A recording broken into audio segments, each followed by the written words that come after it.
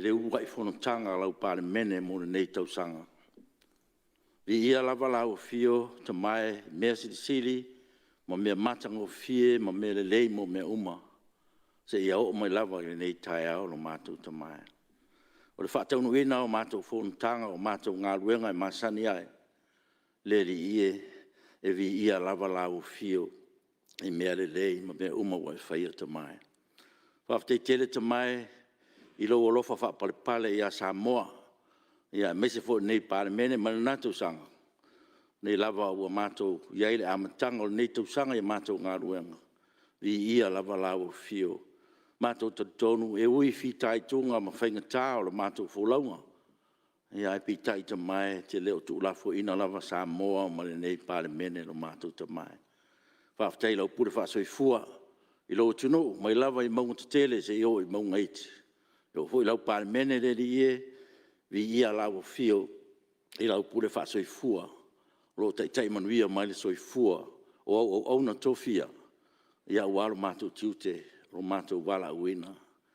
I lava ina mātou whaamawai atu foi masitasi o mātou uso ina nāwa yasu tuna iatu. Whionga ia tapu sa tele mauteni e sera. Ia mātou maua foi whaamtalanga I le aso nafi tua foi malo stasi foi o auna sanga lua I tonu o Palemene. Le whionga ia vaai papu vaai. Ia le ie o mātou tritonu o umana e tu matamanga soifua ma le ola. Ia I teimi mai tuaso e te whaamana waina I a mātou whiau. E mātou mapu atu I o ao alofa mo o ao la vea I le ie. Whaaftai ngā ruenga mana lo ngang pa ia. Tei tō ruaina pēr o mātou whatawa. E uina mātou le ato toa ma le aunga I o luma. Al tei mana lo ngang pa ia. Ua mau e lo mātou malosi whaatonu wholau ai. A mātou whiau ma mātou ngā ruenga le ie. Mātou whaaftai ke riso I lo malama. Ua surungi ai lo mātou pongi sā ma lo mātou whatawa. Ua mātou I loa mautino ai lo mātou walai au lo mātou savavali ai. Au alo finangalo pa ia ma lau amio tonu le ie. E le ato atoa tai o lo tunu le ie. E ei o mātou vai vainga le ie. Pe fofo nei tausanga le mātou folaunga. E tu mau au mātou vai vainga le ie. Silisila lo whamaia. Ma e fesoa soani mai. Ma e whamangalo mai tai o lo tunu mai mātou uma. Ia I le toto lo mātou li o Iesu Keriso. Ia o mai foi mātou. Ia ua nei mātou toi foi tua ma solo muni tua. Ia mātou puno wai pei luma mo le nei tausanga fau. Ia uare whaatino ino mātou ngā ruenga ma tiute I lo lava whina ngaro pa ia le li ie. Mātou te talo Keriso. Ia whanau fawina o mātou tangata I lo malamalama. O lo malamalama le tai ai a mātou whiau ma ngā ruenga o nei tausanga le li ie. E mau ai lo mātou soaswani. Nei e whapenao na mātou tepa e pēr ia te oe mo lau whina ngano. E tai ala ia mātou whiau ma ngā ruenga mo le nei tausanga le li ie. Whamanuia tapo inga si o mātou tunu. Mai lava le ama malu le malo ma le masiofo. Suia fono suitofia ma le whalitua. Le whamsinsili ma le mamalu le whamsinonga. E meise le loa loa o mātou tunu o atoa. Whaulunga I kale sia keusiano ma le lato ngā ruenga. Mātou te talo le li ie. Ia whamanuia. Ia lato tiute ma whaiva ma ngā ruenga le li ie. Mātou te talo le li ie. Tātou malau fio nei aso ma le Fonotaga usu o lau Palemene le li ie. Mātou mantua fo I se tasi o te mā o le Palemene. Ia sunga I atu la epa o whaata otolia o ia I ngase o le tino. Mātou maua o whaasolo manuia o ia. Al mātou te talo te mai ia o alava toenga. Ia o tonga fitinga le li ie. O le mātou te talo le li ie. Ia ve ia. Ngā ruenga la vea ia li imta mai tai fo mai ma taula sea. Ia wha mana ai lau mana la vea I mo ia, ma lo mana wha malo lo mo ia, na ia wha pēnā, na toi wha fuisia lo na malos, ia toi wha foi mai foi ma mātou ngārulue, ia mātou ngāruenga masani le li ie. Mātou manatua, na iu mātou uso I tonga, o no wha lave, wha nātura o lo tutupu ai le li ie. Mātou te talo le li ie, ia o atu eilo wanga le leima lo lofa, na iu mātou uso I tonga, I wha pēnā, na mau pē la tōle, a tauto a malie mai ate oe. E whapenao na maua I pēa le whasoaswani mo I lātou. Au iai lātou I pangatia sa whawhengai le li I. Tālo lava I a pui pēa I lātou. Nā tunu, I a maisi fo I on tangata anu. ia luanga le ma lo lofa mo i latou. Ia me se foi o nei tunu tu la lata ia le li o le mātou te talo e alofa whaatau mauina nei mala whaingatā mala whaanatura ia ua lava soifua nofo le leo tangata le li e mātou te talo le li e ia lau whaunga mana nei aso ia uauna ia meise o tai o lo tunu o alava wheau ma ngā ruenga la mātou whenga ia so ni mai tamai lo mātou vai ma lo mātou whatau wā whamanuia i lea tunu i le urufafa mo le urufale ki ute mga ruenga nei aso ia mana pea lo fina ngalo ia latou ngā ruenga nei aso lo mātou tamai o le mātou te talo lea e la lava ia Jesu Keriso lo mātou li mo lo mātou whaola. Amen.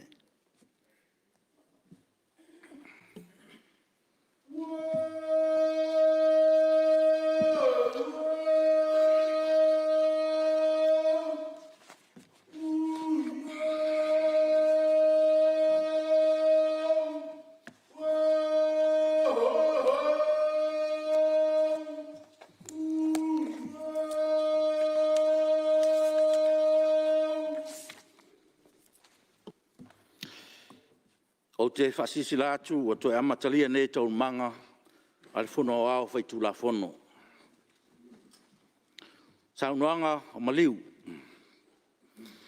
Faasilasilaga de mamalo al Palemene le Itumalo o le Afioga ia tapu sa tele mauteni tamasone me tuli le lua e sera le aso valu o te sema lua tasi.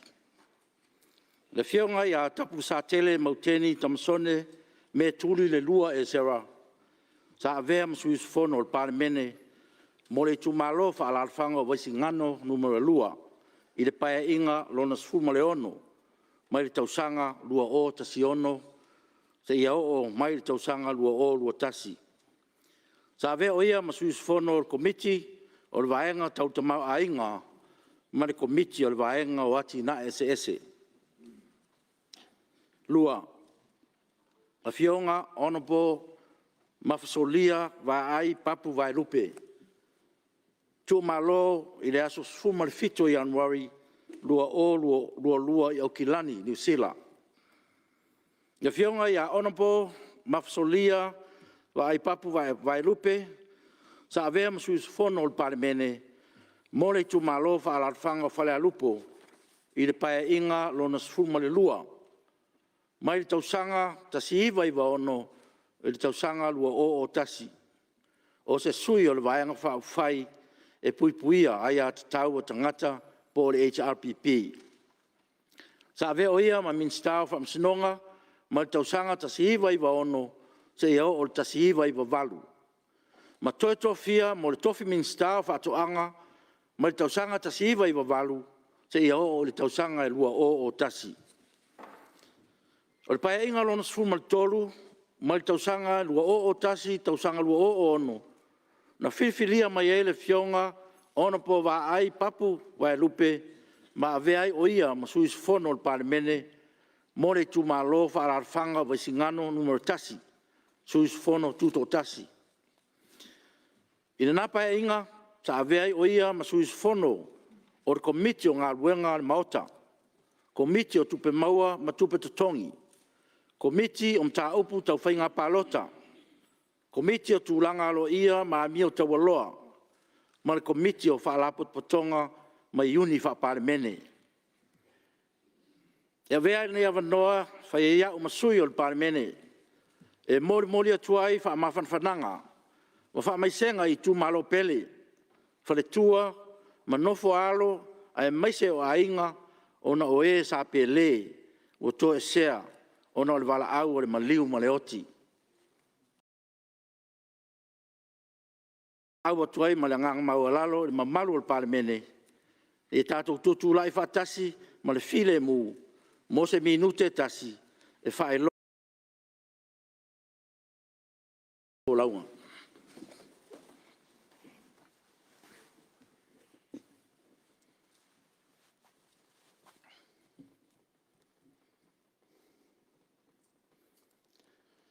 E le umaro mātua nganga whaafatai le li ie i au mea lofa na e tuina i nei fo i tamā. O mea lofa o le Faaaloalo, o le alofa, o le whaamaoni, e le ngalo lava o mātou mafuta le ola nei. O mātou tālo le li ia vea ia winga tāua, ia mau mea alofa i nei tamari. Ia whai maoso fo e whai ngā malanga nei Palemene, ia uala mātou fo launga i le nei tau sanga le li O mātou tālo le li ia e pēlau wha mai senga le Palemene, ia e meise o a inga le li O le mātou tālo lea, e la lava ia Jesu Keriso, o mātou li, mo le mātou whaola. Amene.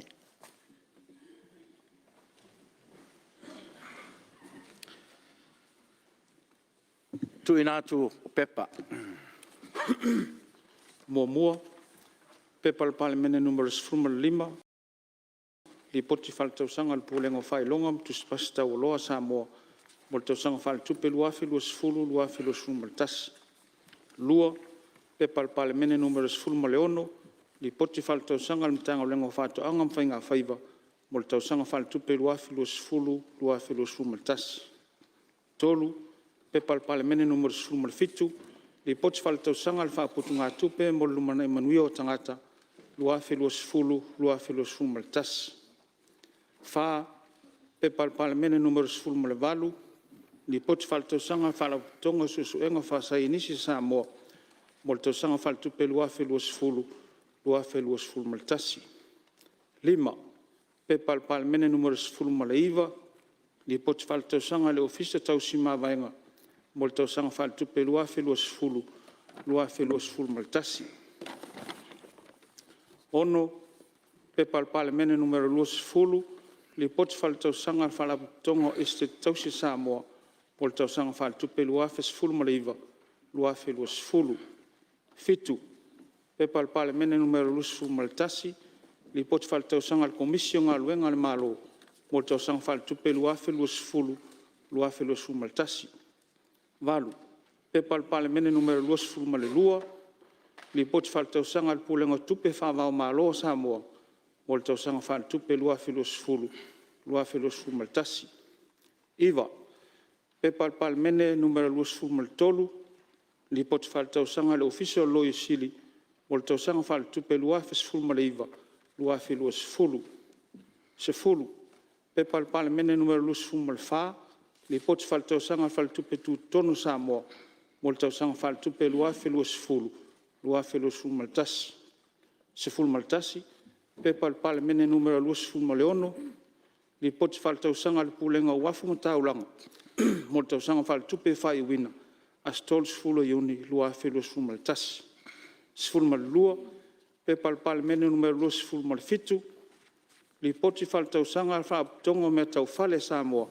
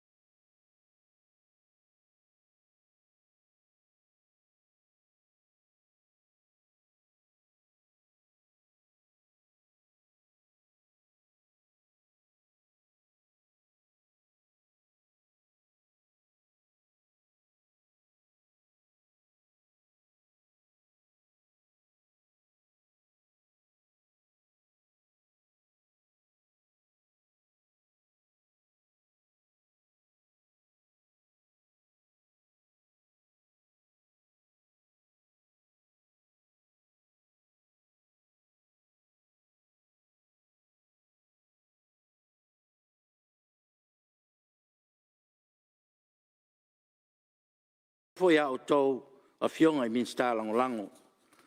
Tei nane le tu o mota, le fio la Afioga le sui teitai, ia meise le afio sui mamaru umo le Palemene. O vi inga e foi pea i lo tatou atua, o no lana tau singa alofa i lo o tau soifua, ma so matou wola. Ua mawhai e on tatou toi fsilai, i le manuia, ma lor fo lau, ma lor tau atai. Ma lo soifua manuia ma le langi mama, manuia le tausanga fau. E fia whaatalo whaatfo i whaafongfong tāpua i mai. Asi o tātua tunu pele i ono pa ia ma mamalu apo ngatā. Lana Afioga mamalu le ao le malo ma le masiofo. Le sui al fono sui tofia ma le whaletua. Le whamsing sili ma le mamalu o le tutino o le whamsinonga. Le paia i ainga ma tama. Tama ma ainga. Ne usonga tu mua ma pule. I tu au ma la taua. Ainga i le tai ma le vao fonti. Le nofo whaurulungo i kālesia kerisiano uma i Samoa. Ma le au whaingaruang pa ia le atua. O lo tala whaauto i so se whata whaitau langa i a whioanga ma la whanga o le tinu. E whatalofa ma ofo lofa atu lau Palemene le nei tai au fau. I lo tauso i fua manuia ma le langi e mama. Ma lo le whatua toa. Ma lo le onsai. Whamanuia atu fo i le tausang fau. O whamalo te talo whaftai tā puai. O lea wa toi tau a fia lau Palemene le manuia. O nao la o tau whaanono ngā manu. Ia tapo i maia ma le manuia. Whaatalo whaatfo i le sau whainga whaululunga am tā Galuega. Whaalapo tonga tuma oti al tātou malo.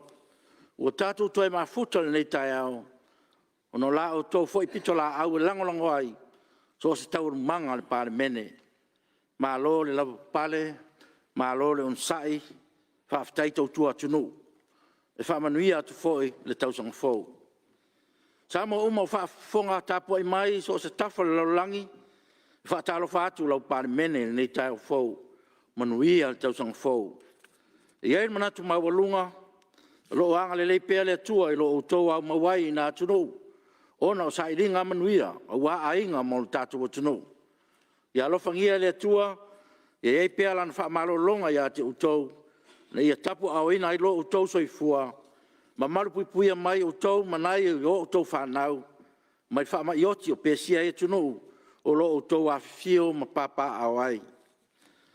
E le whangaloina fo ina i o tātou uso i sae, lau fionga le kovansili ma lo whalitua, a fio le lutena kovana ma le kapeneta, fio le prestene ma le mamalu le maota ma walunga, lau fionga le Fetalai ma le maota o sui.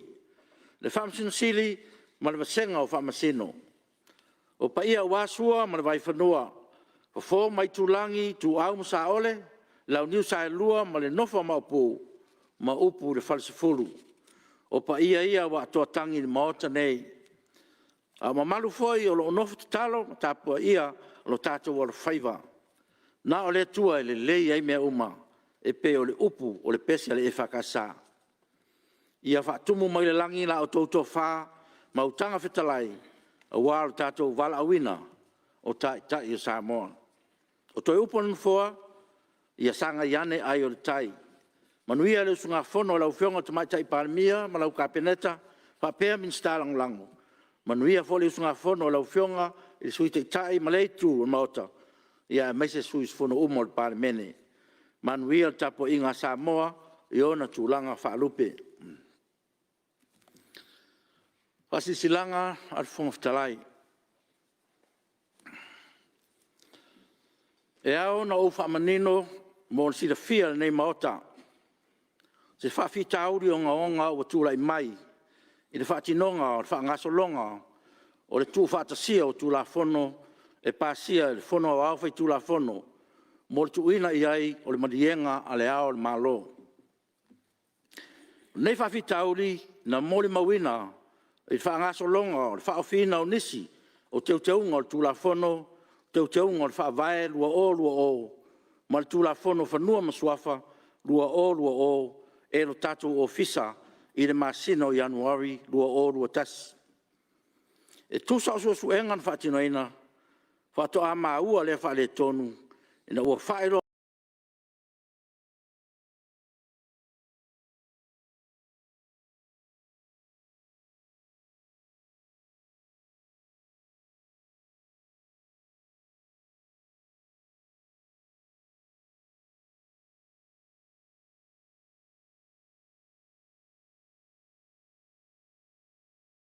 o lua tasi.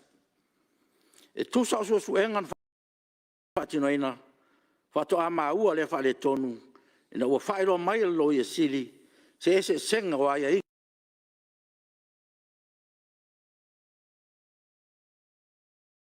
o ia tula. Ese o kopi o tula fono o lo whaatau atu le tunu. Ma le kopi o ilunga o le upenga ta whailangi al Palemene. Whaapea le kopi o lo whaanga ina e le ofisa o le loia sili. O le polenga le no foa.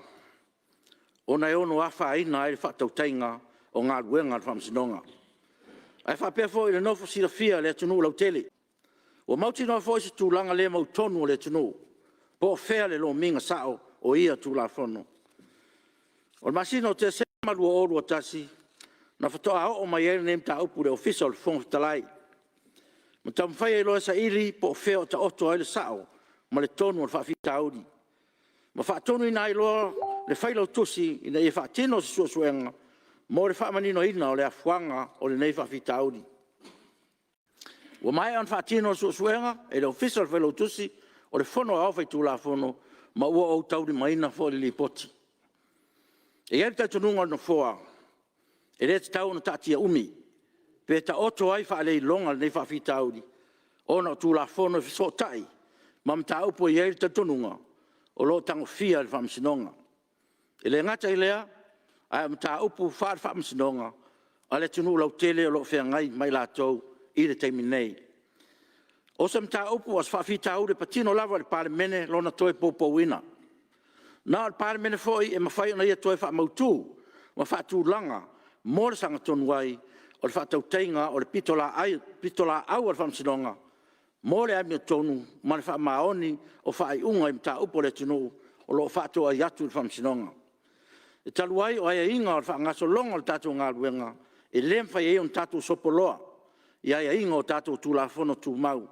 Ai o wawe whai loa, ona o se mta upo e ao na whamanino, i le whaafonga tapo ai mai a le tunu. O le tei mua lea, ua tūlai mai e se wha le tonu whaapea. Ma ua whai al whai unga anu fōa e tusa o whainga masani, e ta tau anu whaatatia le lipoti, o lea suenga mo le sila fia le maota. Tusai ma tūlafon tū mau tasi toru iwa, e ao na wha mua le tūlafono tau wha ofi, o le whaatauina o tupe, i lo nisi lava ngā ruenga le maota, sa ia vanga nā ua maea. Tātou te usta ia lava tātou tūlafono tū mau. Pe a maea on tātou tangofia le tala wha popo le tupe o le a lauliuina. O na wha tūlanga loa lea o le nei ngā ruenga mō ngā ruenga o le aso i le amatanga o le isi asofono so ai. E le talia fo i ena foa o nā whea sa saunuanga nem tā upu. O la auto te whapea atu. E le talia ena foa o nā whea i sa saunuanga le nem tā upu. Ai o le a maua i luma wanoa, pe ao i ai le whaasolonga o le tātou ngā ruenga. Me lelo o te tāpā lau whionga le sui Fetalai.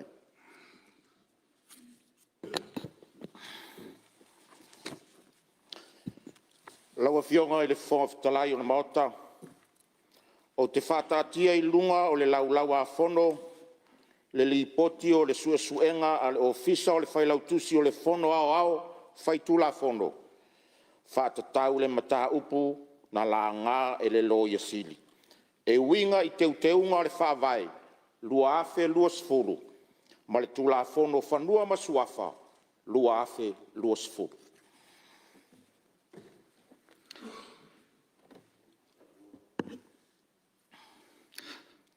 Lafo al komisi fa Palemene. Tu lai mai lau whionga le suite de fono al komisi, lau whionga sui Fetalai.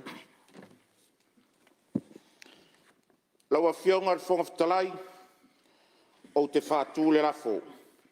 Ina ia whaamaunia le nei fono au le porkalame o Fonotaga, o le tau au whianga, tau sanga lua afe lua sfuru ma le lua, se iau o le lua afe lua sfuru ma le tolu. Ua tu ina atu i inei, e pei ona fautua ina el komisi fa Palemene. E masino Ianuari, lua afe lua sfuru ma le lua, e pei ona poto ai lau Palemene le nei aso, Ianuari aso sfuru ma le valu.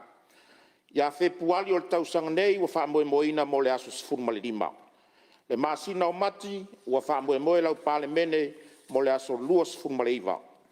I le masina o me, ua whaamoemoe lana Fonotaga i le aso tolu sfuru ma le tasi. Ia iuni, ua whaamoemoina lau Palemene e usuia le Fonotaga i le aso lua sfuru ma le tasi. I le masina o Aukuso, ua faamoemoina le aso lua sefulu ma le tolu. O le masina o ke topa, ua faamoemoe lau palemene e tauaofia lona aso sefulu ma le vatu. I le masina o Tesema, ua faamoemoe lau palemene e tauaofia le aso lua sefulu. Pe a sopo atu iai loutou soifua le nā tausaga fou lua afe lua sefulu ma le tolu. Ua faamoemoe lau palemene usuia le aso sefulu ma le fitu. Lau afioga le fofoga fetalai o le lafo lea ma le faaaloalo. Wharoina? Wharoina lo whionga, tamai te palemia, whapere star, whatoanga. Fesili, pia la whamaunia le lafo, mo le Purcell o Fonotaga, o e whina ngalo e sau no mare ioe? O e whina ngalo le ai? Manu malo le ioe. Galuega, o le Aso Tau le Malo. Feitauina o tu la fono tau whaofi. Mua, tu la fono tau whaofi, o whaitauina o tupe whaopopo, numero tasi, lua o lua tasi, lua o lua lua. Whelaflafo inga i lunga o le whaitaunga whaalua. Tu saim tu la fono tu mau, o le awha ngasoro nei loa whelaflafo inga, i lunga o le whaitaunga whaalua, o tu la fono tau whaofi, o whaitauina o tupe, numero tasi, lua o lua tasi, lua o lua lua. O le avel nei avanoa o suis fono, ia, sau noa i tūlanga tau tupe ma le tamau ainga o le tino. Whapea foi e tātou whenga whaavai tau tupe o le tātou malo. Ia, o te whamanatu atu sui a le sau noa. Ia, e le mwhai lava o tau talangia le teminei mea te itasi. O tātou tūla fono tau whaofi. To a maua lava tātou avanoi mea te itasi. Ia, pe ao ilona ilo ilonga au iri. Pe a mae a whelaflafo inga i lunga o whaitaunga whaalua. Ia, ale awa noa nei, sau noa whalau i tele ai. Ia, wā ta mau ainga le tunu, mutato whainga whawae, tau tupe. Melea, ia, ole awa noa nei, wā tuinatu, so suis fono i fi sau noa.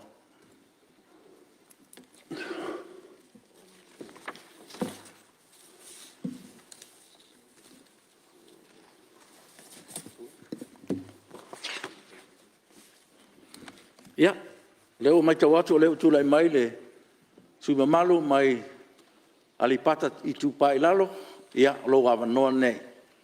Nau whionga Fuimaono. Alo whaftai mo le awa noa. Nau whionga le whonga le whono. Te tāta mua i fōi ale matamatangi. Tamatalio le tātou launga. Ia, e mua i tāre tawai na tō, basula le tō na tula. Peo se unga ifo alo le tuia ana. O mamalu wha ifo ngata, ma pa ia wha au sisili, nuu wha maene o tai roto. O au na talu i tafa o le taua. Na tua whenga fo i au o le tau tianga. A o lea ua i fale le matenga. Na whai mai fo i mamafa le toto i le vai. A o lea e sa o mamafa le toto i le vai. Le tio fo i a whaasa le fusi o le ngutu o le povi. Pe a soli le saito. A lutia i puava, na mapu le i whangalele. A e tala noa i tolo malolo le lei. A whaina matala i a senga le papa i ngala. E ta tau foi o na tatala i le alofa lau whautautanga. Yo vai, e maalia i a tau upolo ngutu, ma mawhauwhaunga o lo loto. Whasanga e o mata i maunga, e o mai ei lo fisoa soani, o lo fisoa soani foi, e mai lo li i lea. O lea wa ifo le tau lau mea, wa toa foi le tai, le tua ai a mawalulunga, le sau o le tai au. Lea ua malu maunu fonga tia o le tia seu o li, ina ua whaifo i toa mafa fili malai. Ua ngongo foi le si ua moa. Ai tafa manino le laulai, e wha wheiloa i le mātango fiei, o uru whanua, mātululunga o le paia o le maota i tia whau. O le malai o le whau tunga tangi a tu mua mapule. Haftai lau a fionga le fonga le fonu.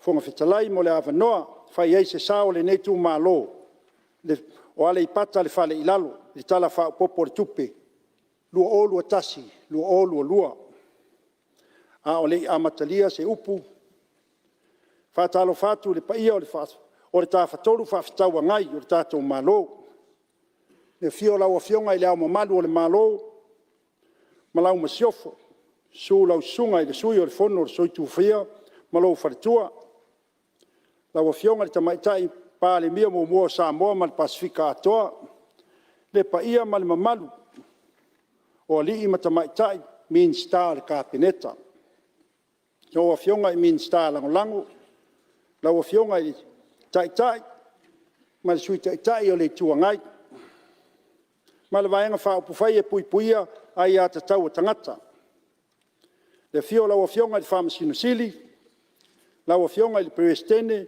alii ma tamaitaʻi faamasino o le faamasinoga lau afioga i le foga fetalai o le maota le paia ma le mamalu o le palemene o Samoa e lē faagaloina foi le tapuaʻiga sui o malo mai fafo o loʻi Samoa nei faaululuga o matagaluega ma faalapotopotoga tumaoti o le tatou malo o lo tatou mafuta i lenei aso lau tapuaʻiga Samoa le paia o aiga mo latou tama foʻi mo latou aiga le usoga atumua ma pule i tuau ma lataua aiga i le tai ma le vaa o fonti le faagaloina foʻi le tapuaʻiga a le motu i sasaʻe le afio i le kovana sili ma lou faletua le kovana lutena fio lau afioga i le peresidene o le senate lau afioga i le fofoga fetalai o le faiga malo tutuila ma manua o le paia lava lea le suosua ma le vaifanua fofo ma tulagi sa ole ma sa le aumua ma le launiu na sa e lua faatui o le motu ma toʻatoo o le faleula ma upu iā te oe le manuatele le paia o le o aiga salevi susui taʻitaʻi o ekalesia e fia le paia o le ʻaufaigaluega totofi a le atua i so se fata faitaulaga o loo faanono manu auā se manuia o Samoa mo ataeao fai mai o le mea faigaluega e mani le lau ae pulu lona au se fai se tala i tapuaʻiga se o Itumalo ia fia o lau afioga le tui atua faanofonofo a fifia o lala i malae fia o le alii o le itu ma le tane o le itu pule na taʻitaʻi i lalovi ma malae fono ma le mamalu iā te oe sa le aumua o paia na ma mamalu se o Itumalo o Aleipata o le Falealupo e amata mai sa titoa ma laelā loto puʻē tiatele sa le aumua utu faalalafa sa musu a maile ma tiavea le faagaloina foi tapuaʻiga le ʻaufaigaluega se o Itumalo lausuga i le toeina pati suga le toeina pati ma matalena vili e fakasā lausuga le toeina e kalesia faapototoga a le atua i loto puʻē malo ma mitaʻina sefo ia le fio lauafioga i le peresidene sulausuga i le peresidene o le auso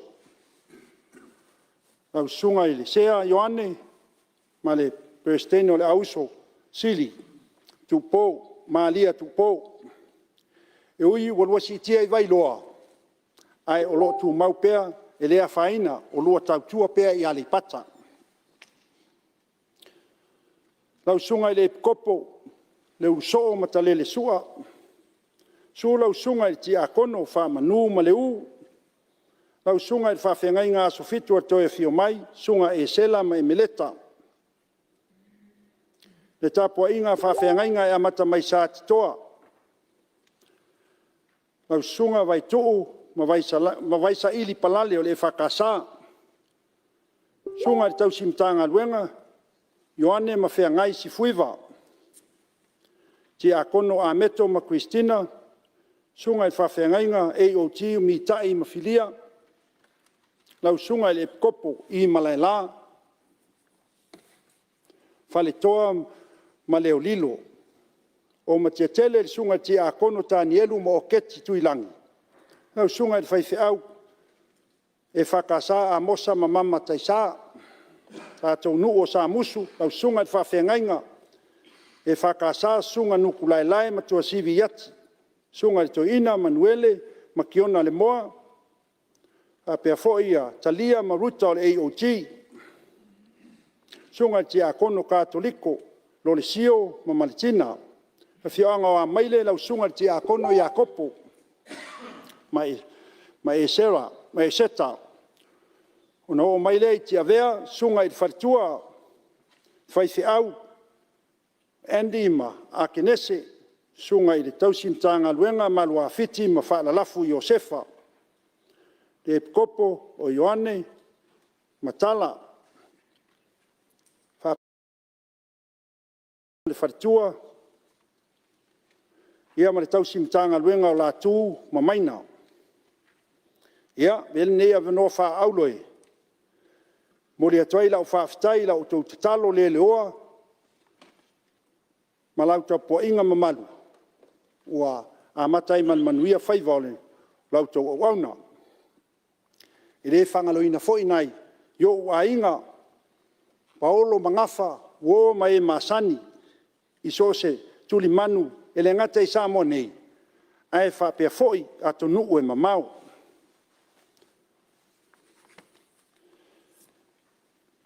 O a fifio malalai. Mantua ilo loto. E na langolangoinga a mata mai sa titoa se i o i tia vea. Ai a matai umo si o nuu o sale au mua. No foi ina mai lo o tau taimi a toa mo le wha moe. Ia, lau Afioga le nofo Tafua, ma lo le onisai. Whaafitai Tapua. Lau sunga i desea. Whaanu. Ma lau Afioga pe stene sili o le auso. Kasa lau tele to malatai. Na i o uso ma tua whawhine. Se o tō lua ma lau whanau. La o tō ngā luenga whita. Atasi ma lau tō tāpua inga ma te talo. Wa e malmanuia o tātou whaiva. O nai mana onga se o tū mālo e whātatau le tala whaupopo le tupe. Au le amatalias whamatalanga, ia e lango le nei tū mālo le tala whaupopo le tupe. Ia, lau a mata maile. Ngā luenga te tele o le tātou mālo. Na o Afioga olo fiti vai. Ia ele tele lava ni mana ongo se o tu malo. Au li amatalia ia e mori atu wha malo ma whaafitai. Lau tali mai tele o mana onga. O whapena manui ai le tele o vaenga o le nei tu malo. Ai pau ala u te talo e lau Afioga. O whea ave i eile whamua o tātou tu malo, o tātou malo Samoa. E ile awala lea tu ua i tia vea, le ile fort le i tia vea. O na wheo lolo lava nai tangata na maani liwa i sunei o seo mātou tu malo. Ia, ele i eo o mai teimi nei. E fisili po whea ave eile whamua si o tātou atunu. Ioi. Masalo na avta vale la vale tu malo le matou e loa ia vaenga le wal. Ele ngata ile le lava o failo ilo. Ia ai tatalo e tatau na fatino i tonu nei lua tau sanga la Afioga olo ile tau se watu. Ia mai nei tatu o wala ngā lue malo faaftai le wa amata tatu ngā wala ngā lue e talo atu. Tona ia fioanga nei o lo mana mia lavale. Fale leia o wala ngā lue wale ati nae o whatoanga. O tu whaala lafa, loto pue ma maile. Ia, whapena foi na talo atu I tātou whapatu-patu, me o speed harms ia I whawhiangai ma le aonga tūlanga lua I sa musu, whaamole mana umia lava le whaalileia, ua mana umia le soasoani I whewai o tātou taavale, ua whai foi si tele o nai taavale ua whaina I whapatu-patu ia lau whionga. Ia, ne mawhaina tu ua ia me o tātou ala vai, se sirsila lau whionga ile, tonu o whioanga, taitasi le amata mai I utu Faalalafa se ia pa ia sa titoa. A te tele loa ti munga. Ia ona lolo vai leo le tūlanga. Talo ina ia whaalau tele ia tātou ala vai. Ia, ua tule na tanga luenga o sua vai. Ma lo whaaftai, o whionga le minstama le tanga luenga. Whaaftai le tūlanga o sua vai. Tele o nai nu o se Itumalo. Ia, ele ia le sua vai. E pete iane. Ma lo, lea ua, sua le vai. I utu Faalalafa. Tia tele lo to pue ma malai la. Se ma lo le tali manao. Aftai. Lo soan mai tau mwhainga. Si o mātou ni Itumalo. O le matanga luenga lava o le vai. Se I tanga ifo I tātou nuu leo, le whioanga leo, o tia vea, o lo whapena pea na o whionga ona. Te leo taimi e palpala le soa vai. Le ngata I lea ia e whaifoi ma poloka le. Tātou soa vai, whapea foi ma sa musu. Tia ngai sa musu uta. Na mia lava se soani na e whioanga ia. O le tanga luenga lava o le vai. Talo atu ma le anganga Faaaloalo. O le taimi nei. I le vaenga leo Laumatiamanu luenga. E fitu su 5% e te tongi. Fato ato e whaolai le vai. Tatu sua vai. Ma le anganga Faaaloalo. Talo atuai. Pe le mawhai ona tu I le 5% whamama avenga. Ia ele ngata foi le nā. A whapea to e te tongi lau tupe whaolai lau sua vai. E fitu su 5 tala. E a wha lau whionga, e tu ifo I le 5 tala po se tau tala whiangai. Ia o le ele tise. Ma lo whaaftai, o lo whapena lavana. Awa wa imai nai mo li Faasinoala. Mo si o matu Itumalo, ia ele tu uari te talo, e nai vaenga mo mi ai. Nangang Faaaloalo. No mai lea ile. Le whionga le minsta o ta'alonga. Alo whaaftai, alo le ngalue. Talo atu I lau sunga le minsta ma le matanga luenga. I le whaasoa ina o tātou whaiaonga. E mai tau ina lava e tofuari tau sanga ia maefo I o lo whapenana. Whau mai se I alofa. Se I whaasoa ia o atu lau whaasoa I Aleipata. Na umia lava ia whaiaonga I aonga tūlanga lua. Te leo vasenga ia e taito ono sfulu. Taito o 5 sfulu. Ia e leo lava ia whaiaonga. Talo atu foi le tātou porka pe whai pe ono mo whaina whai se tātou porka lame mo tātou polisi. Se porka lame foi lea e whai ei ni vesenga foi e whamatata ese po ni trades I tātou polisi. E awa waile palama o whai e tise sui kuka ia marka muta atonu e au ngā mo tele o walong whanau su tātou o Itumalo taitas. Ia ma soani a whapea e ma whataua a whapea e maua maini certificate I. Ia ma whai ona whataua e whai ma entry point a ngai tātou a onga fo ileo le APTC. Ia po le Polytech.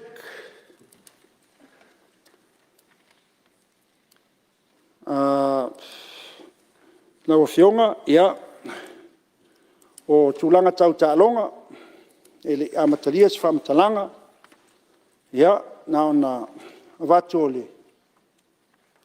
upu whamalosi, na e tātou walo ma whanau o lo tau aveina, ia le tātou fua, le lakapita i tō fitu le taimi nei. Ia leo o maua mai whamatalanga, o maua nisi o walo ma whanau i whamai. Ia, e le ai lava se tātou au penga, ina o le tatalo lava i le atua, e foi o lo lātou whaia le whaiva o le tatalo. Ia lo whangia na i alo ma whanau. Ia, ma whaalo to tele ia, nai o tātou ainga.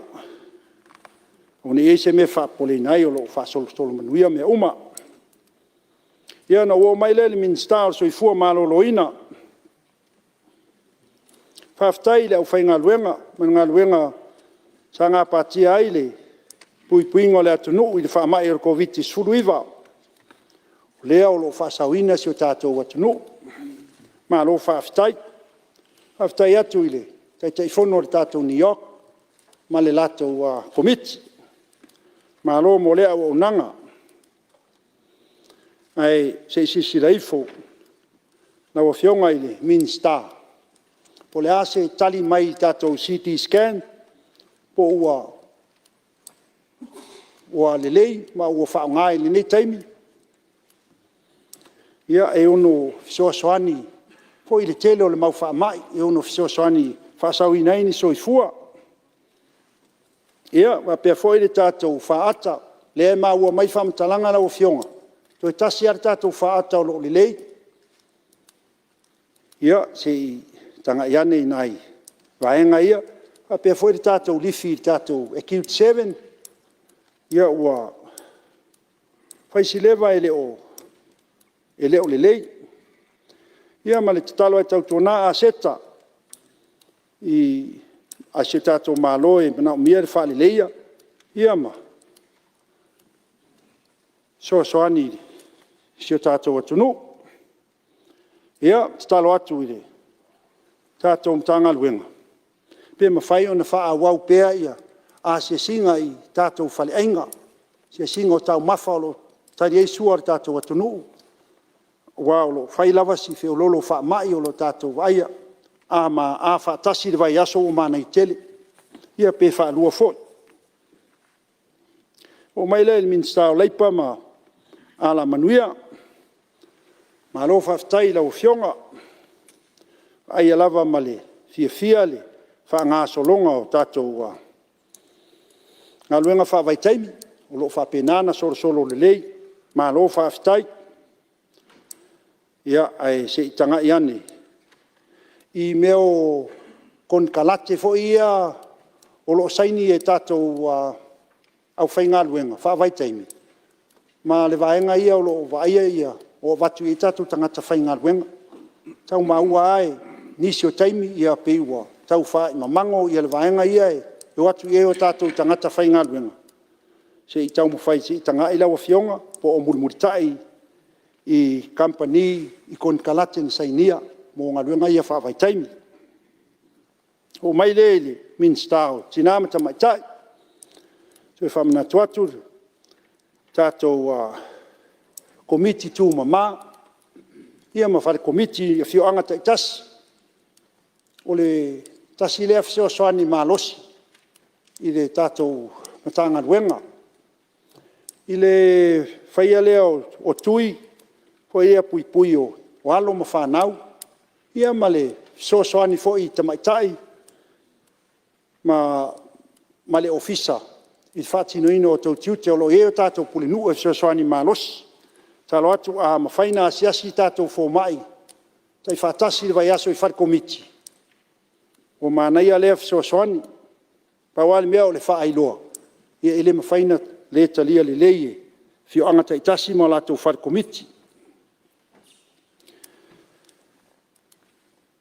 Ona o mai lea i le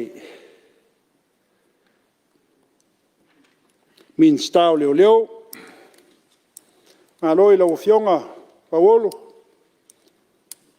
e hawhitai lau matanga Galuega i le aini whaalavelave na tupu mai i aso fia talo atu e avea i le tūlanga le leio lau fionga ma Laumatanga Luenga.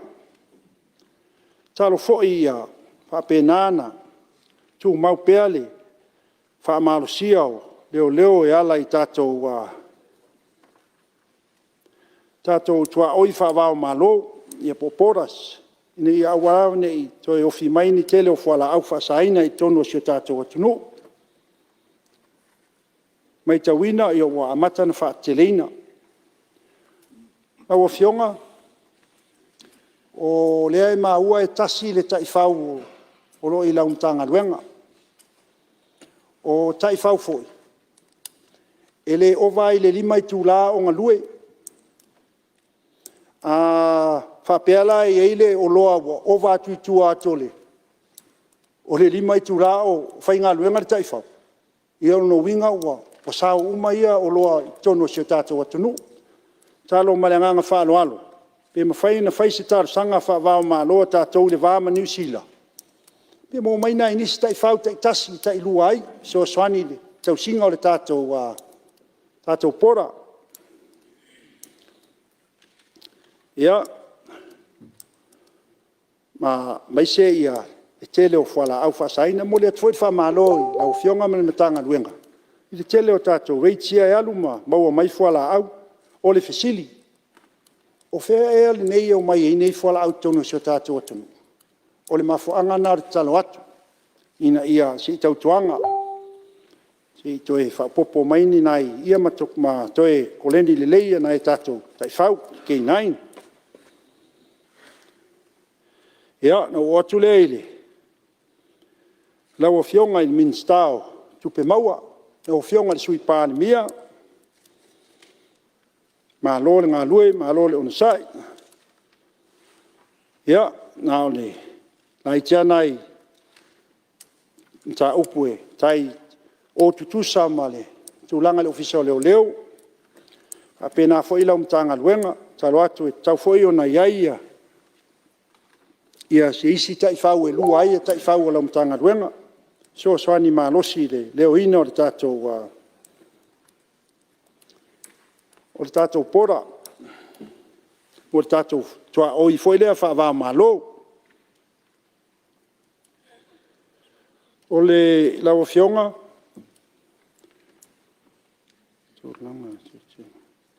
Talo atu i tātou tau mafa fo ia mo le soifua malo loina. Meo le tele o whala au, meo tau whala au aina tūlanga nā. Ia e pe mawhai o na ese tute i tātou o loa ia.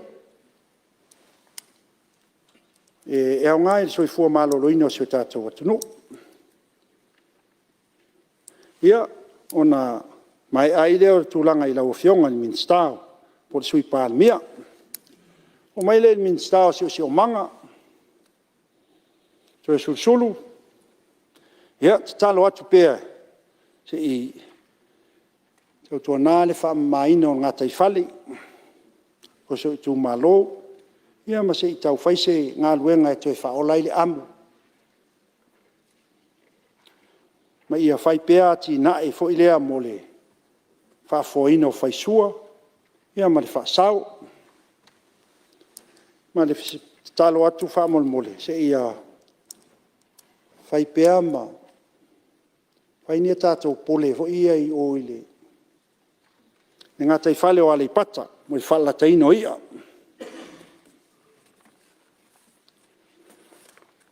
Whaamolmole o le fisili ai lau fionga. Tūlanga tau ile ele, tau Samoa. I le tasiva i wavalu. O le lipoti a le ATP, po whai tupe o atina e lalonlangi. E valu sfurtasi pasene o ele, tau Samoa. Ai o mai le lua fe lua fulu. Ua toe tore su 5%. Ia ele. A whai e whaamaunia lea whaamatalanga lau fionga le minsta. O le fesili.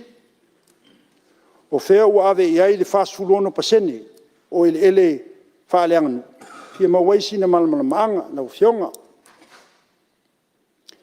Talo atu foi telo talingalu o lo whapenana a whaina na umia lava se fesoasoani toe faaleleia ia na talo atu i le tatou togatogo ia faapenana toe toina le togatogo i loto puʻe ia mo le faasao ia ona mai ai lea o talo atu i lauafioga i le minista o siʻosiʻomaga ua mai le minista o faamasinoga lauafioga tamaitaʻi minista ia mo le atu le faamālō ma le faafetaitele i lauafioga i le tamaitaʻi minista mālō le ona saʻi ina ai vesiga na tulaʻi mai i laumatagaluega ia toʻa pea le tai ma faifai malia ou faiva e au mai ae le atua le laolao e sologa lelei ai mea uma mālō le ona saʻi ia ua mai le minista o fesootaʻiga faamālō le galue ia e lē gatia lenei vaitaimi o lo alu i luma le tomai mo a maise i mea o tauaupenga o upenga tafailagi talo atu i lauafioga le auaunaga le titisao ma le Vodafone sei taututuu i lalo le tau o tatou internet o le lumanaʻi ao tatou fanau aʻoga talo ma le agaga Faaaloalo pe mafai ona faina i tatou study center i Afioga taʻitasi mai se ai fanua o mea hoi o loo iai ia tatou vaenga o i fanua ia ia fale komiti ia fale foi ia tatou ofisa o ia tatou vaenga ia o le e fakasa le iai mota e fakasa i Afioga taʻitasi ama faina faiena tatou study center ia ua manaia lea i lauafioga talo atu ai lauafioga ia ona mai ai lea o le se tualalo atu i lauafioga po se talosaga ia ua atu le minista o tupe ia malo faafetai lou tulaʻi mai oe foi o luluaʻi tamaitaʻi minista o tupe a Samoa ia aveaveaʻi lou se le lima lelei tupe o le atunuu ia talo atu ina ia faamalosia pea se tulafono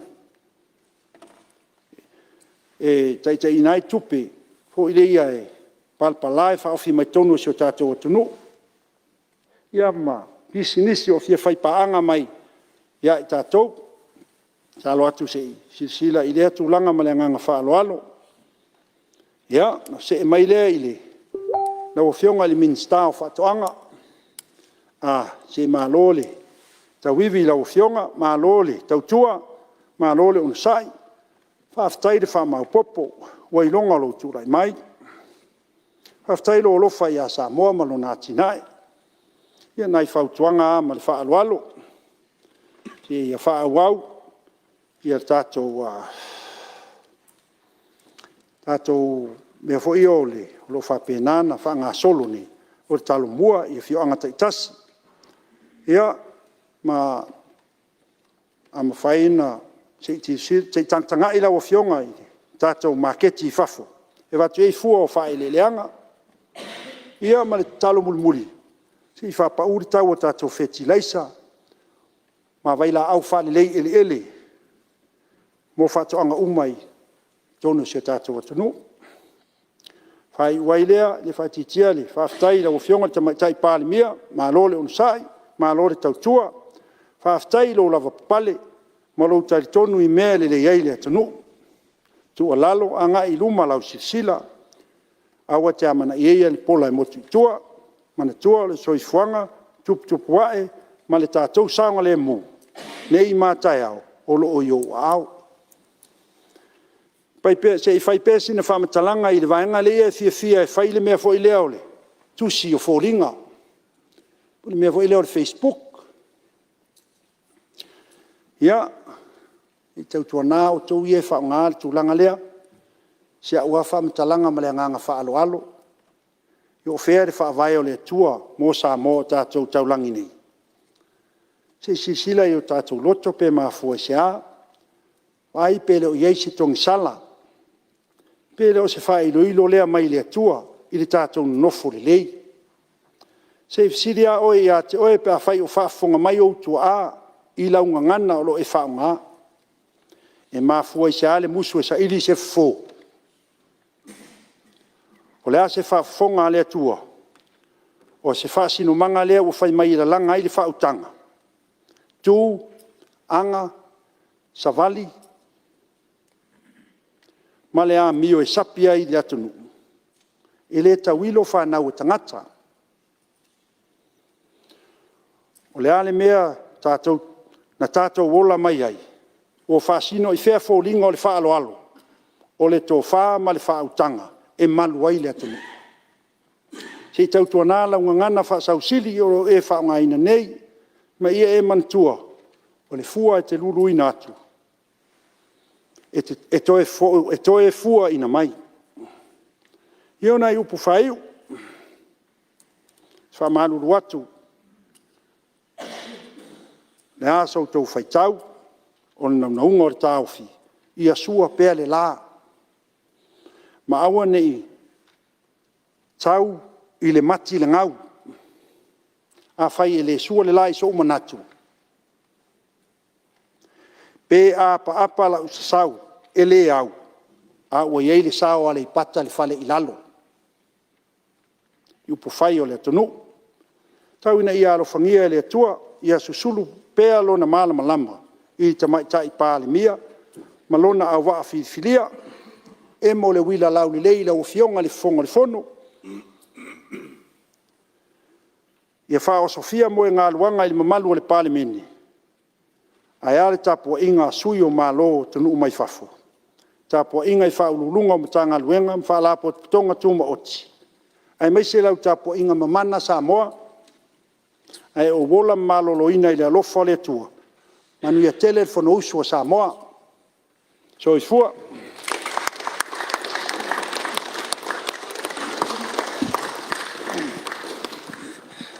Ua, whamalo whaftai, sao noa i lau Fionga Fuimaono. Mai Aleipata Itupa Lalo, lau Fionga Faleomavaega Titimaea Tafua. Ia, ua malo, sao noa. Te tonu foi ua, le ia se vai liu o lau Itumalo e le io o iai le sao noanga.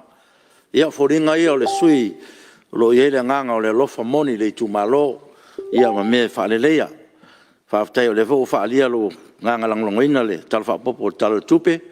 Ia, me se fo nai mana onga o sio Itumalo, leo whaaleo. Ia, leo whaafonga ma toa le, tamatai Palemene ma le maru o kapeneta.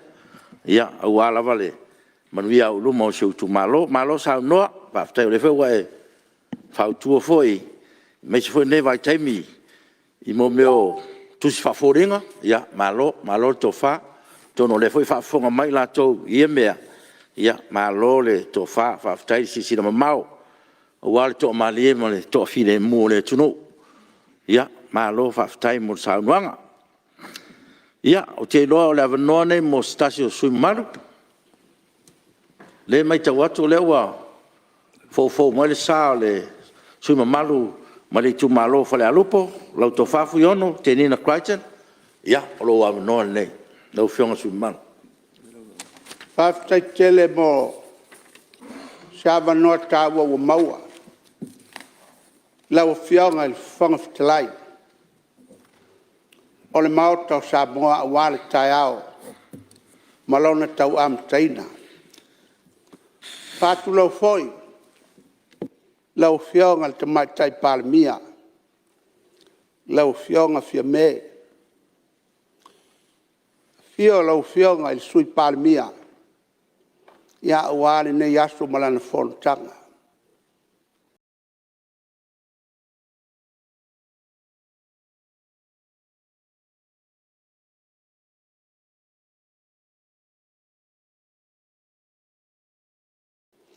Afio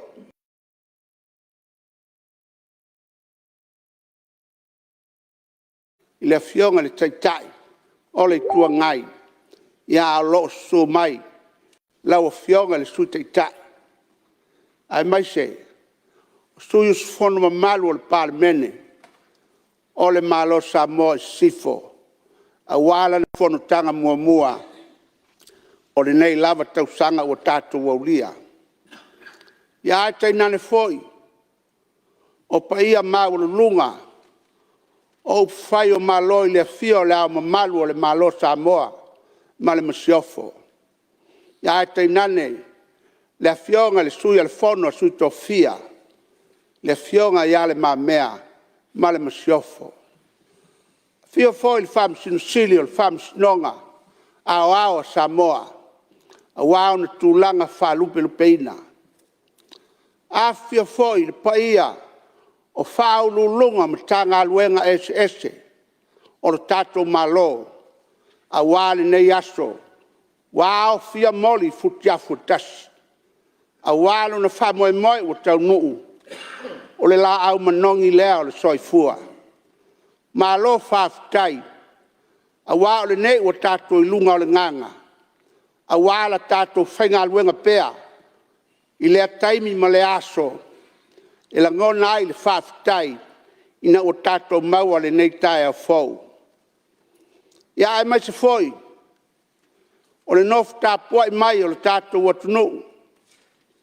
ia ua upolu ma savai tumua ma pule i tuau malatau aiga le tai ma le vaaofono ti ia e tainane o le tatou motu saʻe tuila manua sua ma le vaefanua fofoa mai tulagi sa ole ma sale aumua ma le launiu na saesae ia le motu ia manua le laau matasi toto o le faleula ia o laʻoloo i ai le faleula tauaitu ma le faleula e tau tagata o lea ua atoa le manoa e sausaua seʻia paia falealupo i le mea e tuvaofono ai fuiono o lea la ua faafofoga le atunuu o Samoa ona o lenei aso matagofie ua tatou maua talitonu foi le taofi ia tauia ina ia faapopo i le vaiutufia ae taele le ava soifua e faatatai polalaua ia faaofofo ia i malia ma vaitoʻelau au maia o sa maauga auā o le taeao ua lave i tigā e lē faiteau la pe o te faatapa i sau faigatā ua malu le maotafono o Samoa i ona tafaefia o le maota tilotilo ma le vaai e popoe se taofi neʻi lape se lagona a o le agaga o se avanoa ua maua fiafia ai lenei aso mo lona faamoemoe ia ae tainane foi se o atu o saʻufata alofa isi ou Itumalo pele i Falealupo ia auā le susū o faafeagaiga e fia o le aiga o salevi le susuga iā le auma o se ua matua i le galuega a le atua e pensione nei i le fonotele i malua i le tausaga lenei ia le susuga ia na maia o le fofoga o le pulega a le itua sau suga iā ulio o le faifeʻau kakoliko fesoasoani suga iā peia faifeʻau lamo sa le afioga iā patele faifeʻau kakoliko le afioga i le tiakono o le tiakono ia o le ekalesia kakoliko loma ia faapea foʻi le suga le epikopo auā le galuega o lo feagai mai ia ae maise foʻi le faifeʻau asofitu o le toe afio mai ma lo faafetai taputapuaʻi mai ia e tainane o le paia mauluga i le afio o le tupu na faanofonofo le afioga ia auvaa ma auvaa ia e tainane le afio o le usualii aiga o sa seu montafa ma le aiga o sa ami tuanaʻi le afio maupua na fanua o solia ma foaʻi mea ia e tainane le afio le maota a le malai titi uatoa le afioga i le matua iā lamo setele a o se alalafaga i lo latou tofā fuiono taofinuu soifuā taii ma silia laʻiga le mamalu o le tapuaʻiga e tasi iā ia iā Samoa ia e tainane so matou Itupa mo so matou leo le tapuaʻi mai o faletua ma tausi saoao auga faapae le malosi o le komiti ia faapea foʻi le aumaga atole afoa auā la latou galuega tautua e faifai pea ia tuumaia o sautou lima tapuaʻi E tau mawhai ai se leo lau tau sui. A wā le aso le nei ma le wha moe moe. O se awa noa le lei ua maua le tau fianga. Mua mua le Palemene o le nei tau sanga. Whaafitai foi. Inai o mato uso o loi atu nu e mamao. E ui lava o lo i nei mamalu o le Itumalo ai tau te whea i pēa ma whea vea. A wā ainga le toa Faamasilia. Ia ai te nane o le loa loa o tama whanau alo tatu Itumalo o lo i atu nu i whafu. Ia malo whaafitai. O lo tau a au whaai. Ma lo tau a au alo lofa. Ua mawhai ai o na maua se mea le lei. E tua i ai le wha moe moe o le Itumalo.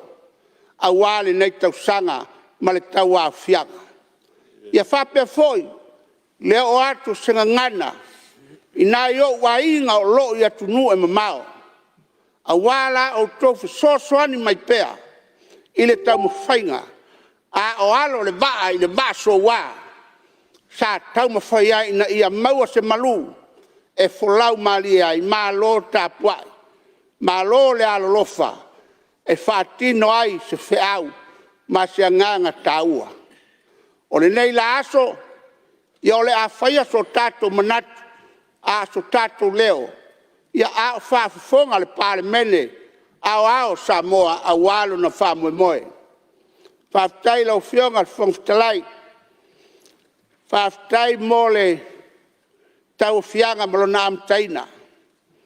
Malo i lau Fionga. Lai asula mo somatu taofi.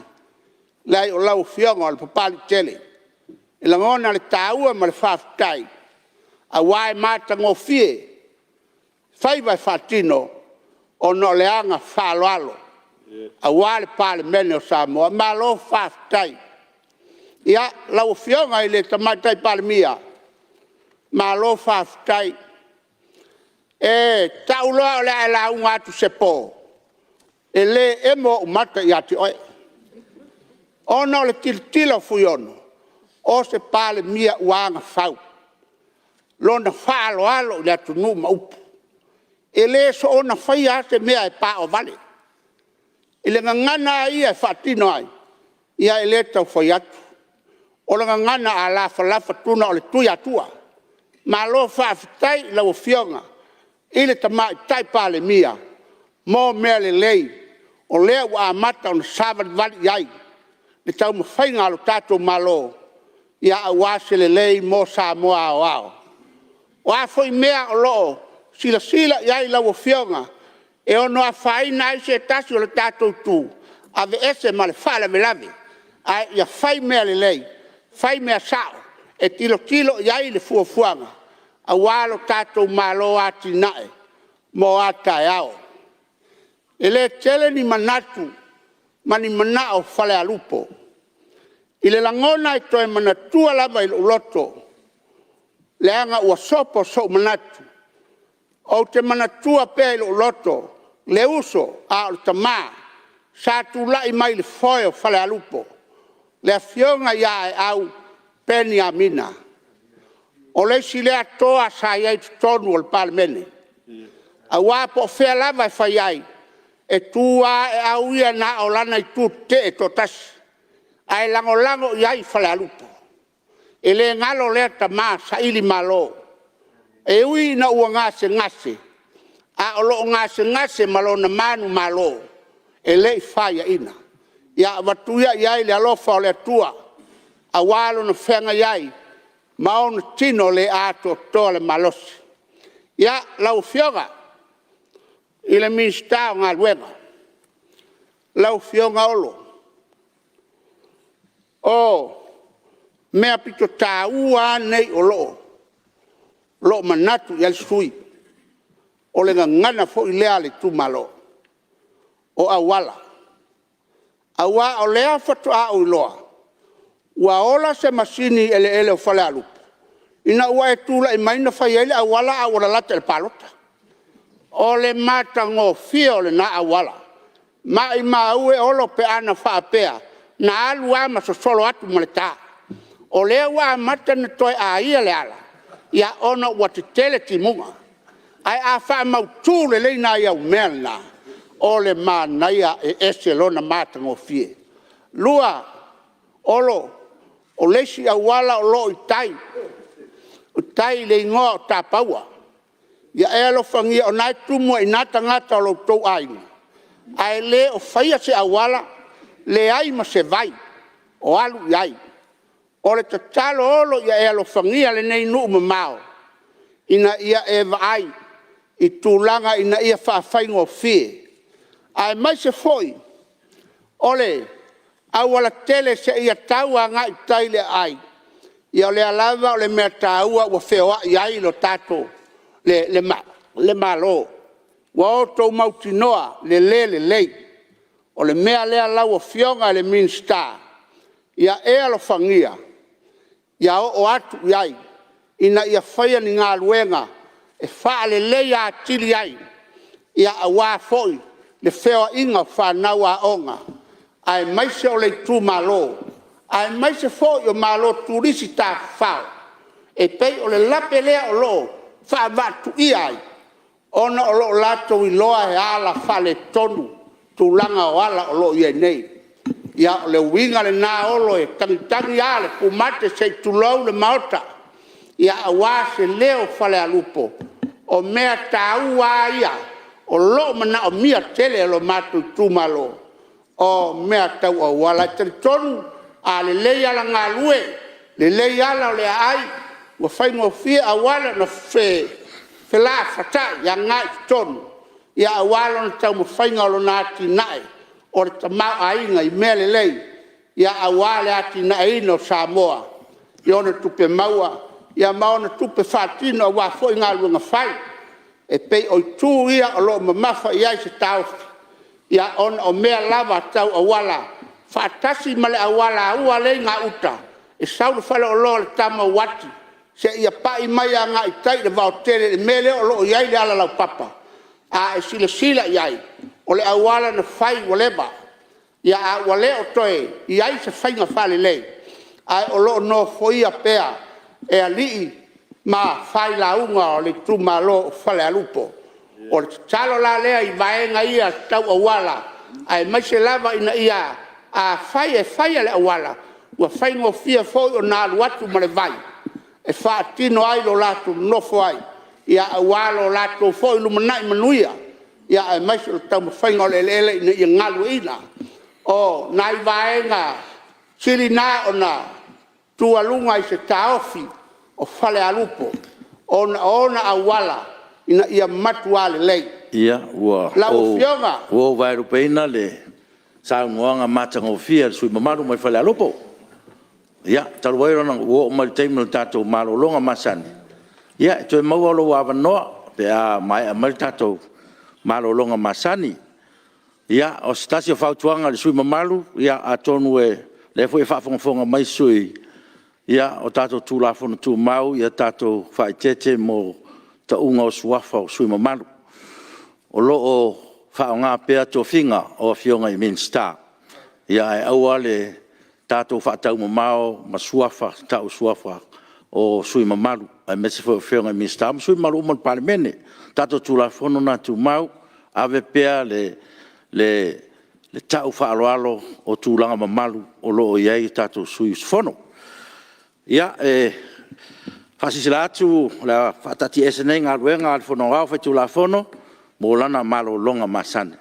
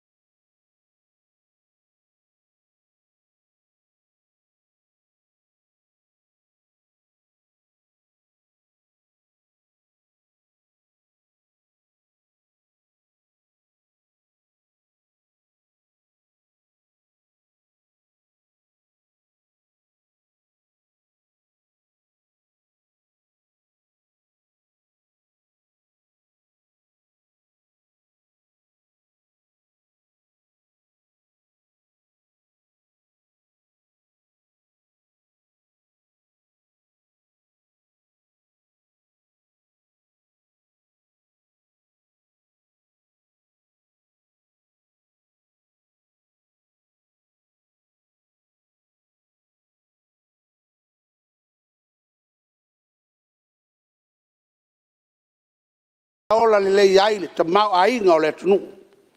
I lona whātinonga o ngā luenga whātino. I lea tau sanga ma lea tau saka. A wafo i le aise ngā luenga i whaia tuloa fua mai. I le ai o le ono masina a ngai le tau sanga. Ua vaai aloa wa amata ona lau siusi mai le ola fia o mea tō.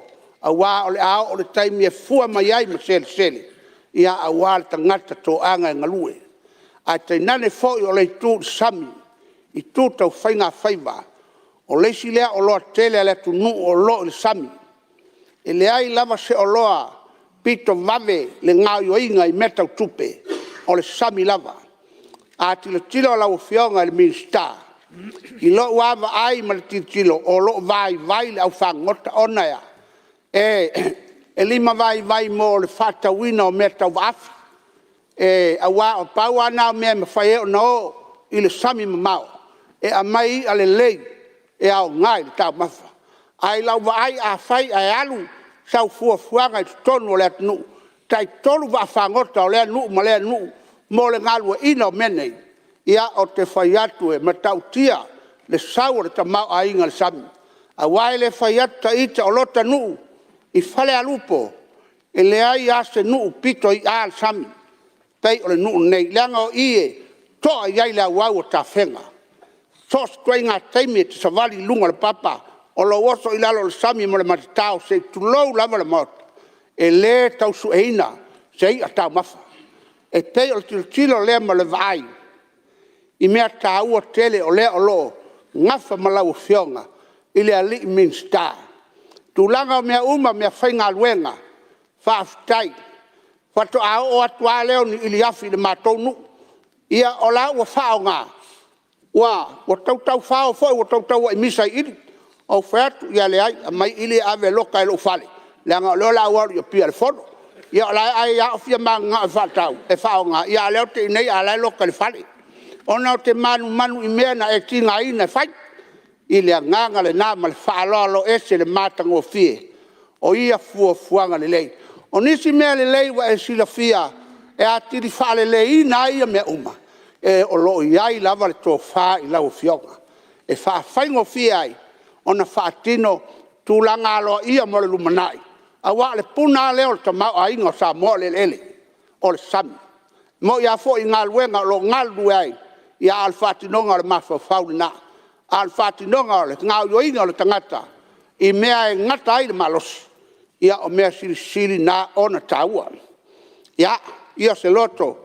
Anga i lau Afioga le li minsta o ngā luenga me whainga whaiva. O mai sautala i lau Afioga le minsta o soifua maloloina. Lau Afioga valasi.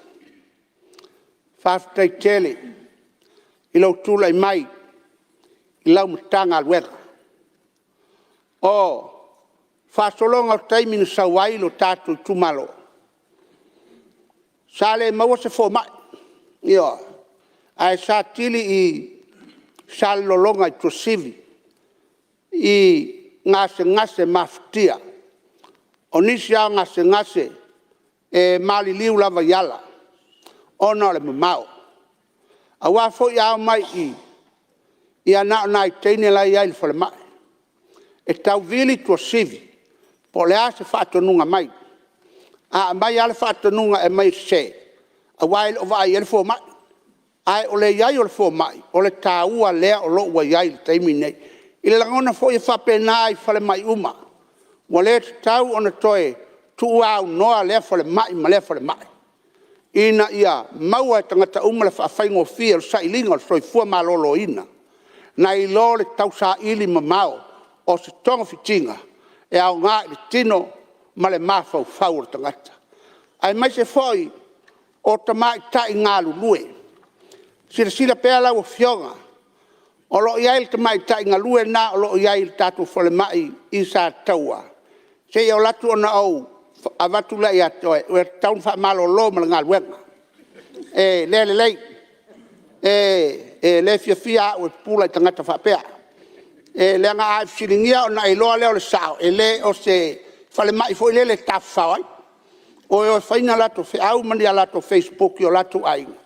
ai au le fai I le Galuega o le mea na fai le naten titi o le vaenga le nae longo puiali I lau Afioga mo le whātinonga o lau Galuega ia tilo foi wa iai foi ta vale ave mai wa iai nei lo tatou mot wa o foi I lo tatou il tatou Itumalo asau whaftai tele wa iai ta vale o feave iai ngase e vave ai le tili o soifua a ngai se mea mamao ia poleo mai lava ia pia nei o mea ia tilo iai ilona tau o tele o mea e whaatino ai Galuega ia awa le taimi e whaau au ai whiau ma le tofinga ua tofi ai awa Samoa malona manuia mo ata e au o le mea lea e whaafutai atua I lau Afioga I le minsta Falemai I le au aunanga mātango fie tilo ma le vai ai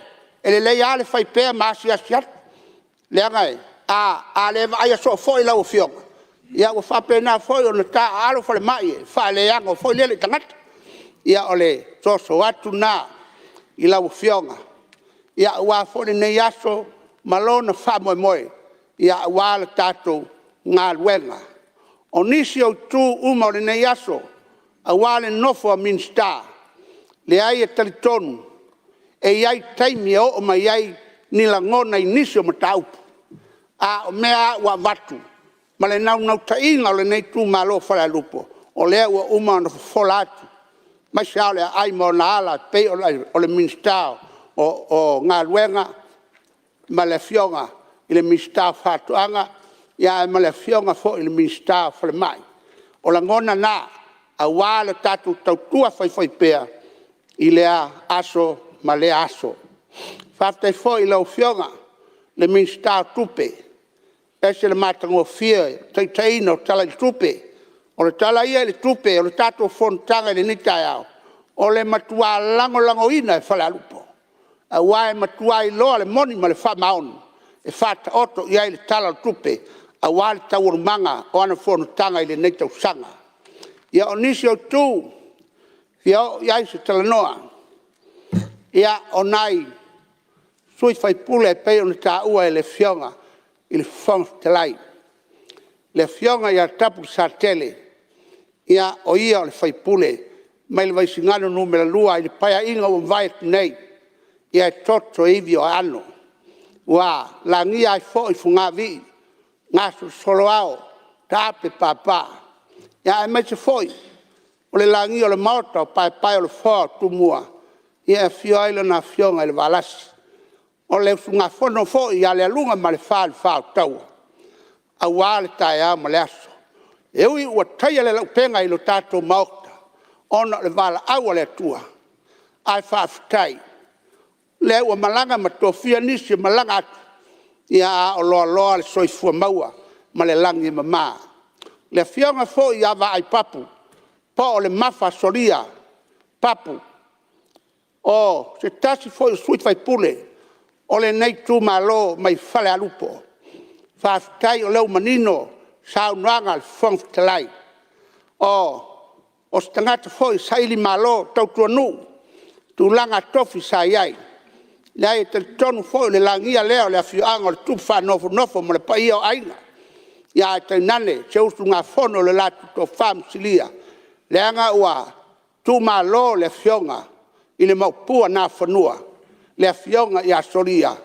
le anga o le Afioga lea ia tole foa o le tamaloa na watu leu muenga le na usu lea ia Falealupo o na maua lolo le wali ia tolua ia o le nganga whaafitai le ai o lea ua sila fia le atua le mamori mai o le whamaisenga e lau Afioga le fonga le fono a wale tatou paia ina wa tatou te leiloa fo I mo ata ao mo ia wa ma le soifua ma le ola langa ngā lulua I tatou a iai le pule lo tau soifua ma lo tatou ola whaangata malaia le maota ia a watu langa o le vala au a tatou a vele a ngai luma o le soifua au auna ma le soifua manuia le tino Faasilasilaga le mafau a e ola ma ia malo loi natu o le nase leo whaiu Fuiono mai le Itumalo Falealupo manuia lau Afioga le Fetalai Afioga le Palemene le kabineta ai mai se foi le tai ma su tai ia manui le so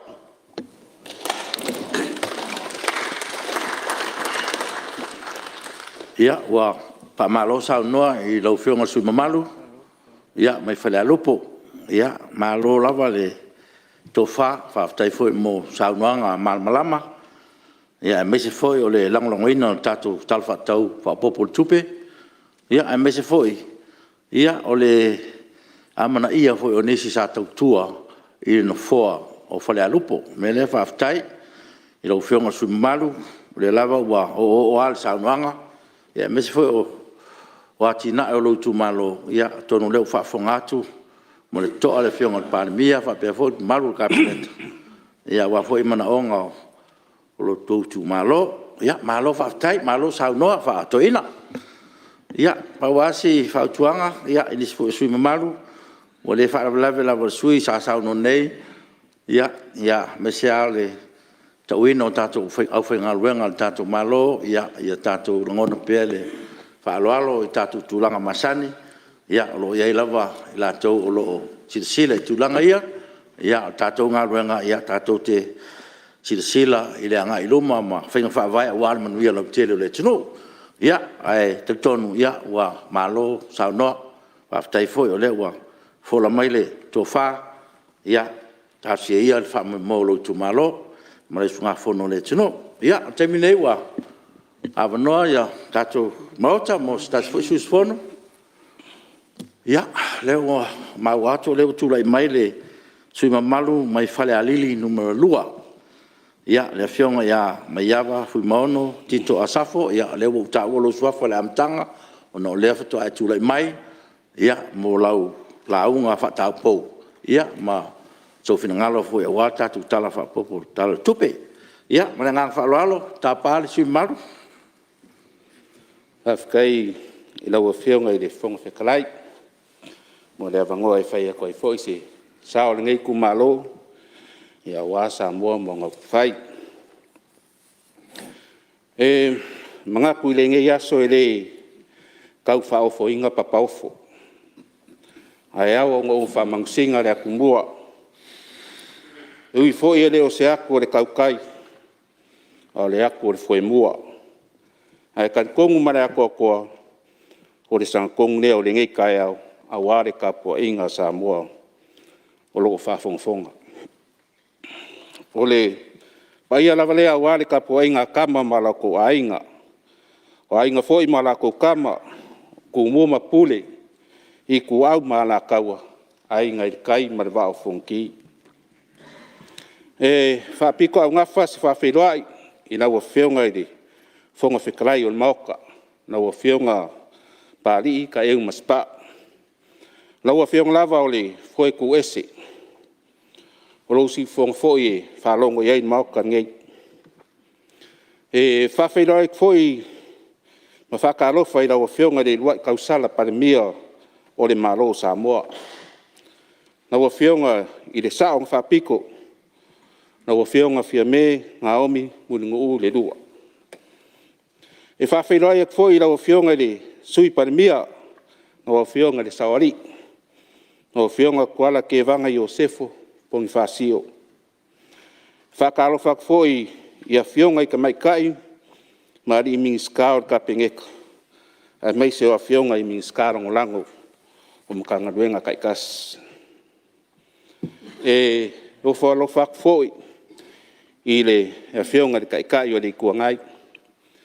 Ui fo I pau mai o ngase al king ia o fo lo fa kwai le ngai ku malo I le Afioga ia kuila epa sai le Maria le ngau ai mai se o le Afioga le sui kai kai ma Afioga I fai pule le mok o ke fa ka lo fa kulo le fio la Afioga le malo Samoa. Na ua Afioga kui mere li fango so la vile lua malo masiofo. Whakaro whakfo I la ua Afioga le sui ko fio fongo. Na ua Afioga le mamea kap sa kele lo paki muaria malo whatkua. Whawheroi ak foi la ua Afioga le li fam singsili. o ka mai kai mari whamsingo o whamsingonga o sori ngā kula whongo. E whakaro whakfo i le whionga re ripreskengi o a whionga i ka mai kai mari whamsingo o le whamsingonga whangua maswafa. E ku aku le lima ma whakaro whai i a whionga i whalurunga mkanga ruenga umal malo ai mai se foi o mkanga ruenga ku maoki. Na wa whionga le whong Fetalai on maoka. E le ngalo le ngaruenga whai peare au whai ngaruenga kofi le kua. E la ko ke popo ai i whale. I mangu i whale ma e moai le wila e moao. Ua e ai man manguia le whakaukainga. E whakaro whakwai i sunga i whawhengainga. Mo lako whalkua i whakawhaikauranga e whia o Samoa. Na ua whionga le whonga Fetalai. E mangaku o se kaimika ua ni ngei moau. Se Itumalo pele o Falealupo. A wale whare le se e i ranga pua inga. Lo Itumalo Falealupo. Kalo whai la o kou whakupu ma te Faaaloalo. Ua o kou whiriwhiri ai le ka ngaka whakau wa. Ua mafua i o ku maki. Ua kaungu le upo rea kungu. Ua kaulua i le kunga la o koko wha. O ngā ua kou whiriwhiri vai ma te whakau wa. E whai mau au. Ai o se sa wari foi. A le kumalo a wā Samoa ma ngā upwhai. O ke o whaalo whaaku, whakalofa i se o ngupele o sarangi. O pa ia wale a whio, o le ainga sa whengui wao ma lako kama. A whio ai Fuimaono mo ngā lokusa. A whio se whiwa o makuali. Susule si o langi o sao au, ma riu mai lau ko whako whai o whoia. Ana kai saka le ava, kai ngange le whaiala. Ai mai se foi kupua ma le au manga. Kulonga sa kange vai o le ali mau o Falealupo. O ke whawhelo e foi se o ngō sa sakele i le whio ai o kapu sakele mo ngalo, malo le ilua. Whio mai pai ko maleifi o le alori. Su le sunga le oka. Arar kai foi le makua makama Falealupo. Whapere ko whao kan malama. Maupu le whaiala. Whakaro whakfoi lo nguo si ngiu. Wāre whioi le kau whia mo kara lei. Ai nar kai kau whaa. E whakaro whakfoi si o nguo sa poe. I le whioi o sa koa malo sa mala ulu. Mariu mai lau whiklainga ngā poa o kula whale ar kuia kua. Mariu mai lau whiklainga le konga o le rupua. Oi o le whaialanga. Kulonga lau ko whawhakili. Kai ngange sa whakili malonga whaleongo. O ke whawhilo ai e kfoi se o nguo o kulaelai. I le whioi o le aloli. Suk funga whale mse ungali. Ana kai whalkolu ma le lau kinga lau lei. Ia, nau a whionga le whonga Fetalai. Ai le i whaia kua se i manga onga se o kumalo. E mua ngā momori aku le nganga o le whawhkai kere lau whionga le kamai kaimi skau kupi. Ma le mamalu o le komike o kupi mo le ngaluenga ma ea. Ia e makua lango inga lawe. E le ngei kumalo le kara whakau whaupopo le kupi. Lua kasi. O whionga o manga onga ngeo se o kumalo. Bo mua o a onga. O whionga le whonga Fetalai. O lea ua mai o ngā whakakia kalo kupe ilu mo lau a whonga. Ma ua iai fo i se whaenga kupe ua whaanganga mo le whare le ia o kulanga ia o onga. Na ua whionga, kai kongu le kumalongi a le ia o onga. A alo mawhanga. E le kau makea le manguia o la kou kam whainga. E le pinge fo i le sa saa mai o manguia. E le ngakai a inga. Au ka le sia o ngu kumalo ai meseru ka koa ngu. O whionga le whonga Fetalai. E nā kuling fuas kalsanga i le Afioga le miskawa o. A le resources, ma mea fai kingo i whaangai o iei o onga whaangau. O le a le fisingia foi, lo la kou kari mai, i se kaunga unga le lei. E le ai foi se winga o internet ma wifi, o lo whaaku solo ia onga i kua. Ia pea le ai foi ngi computers, ma laptops, ia ma TV, ma isi a mea e whaakingo ai le au onga le lei. Ia, o le si lau whionga o le whaikau kusi po le reading. O le whaikoko ale o le ola o inga i mka upu uma. A lava kusi whaikau ma kusi a onga e whaakingo inga ruenga whale a onga. Ia o le a whawhaingo fui, na whawhaingo fie fui, na ruenga whawhai a onga. Le kasi vaenga rawa whionga le minskawa a onga, e ana aku i rawa whionga le whonga Fetalai. Ia ole ngaruenga fi kaolo a ka mai ka i mari fai a onga.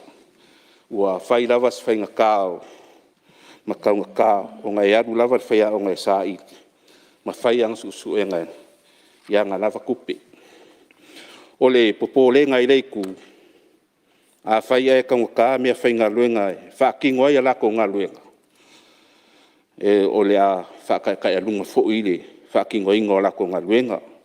Ia male au sia e whaangau alako miki no fuafua inga.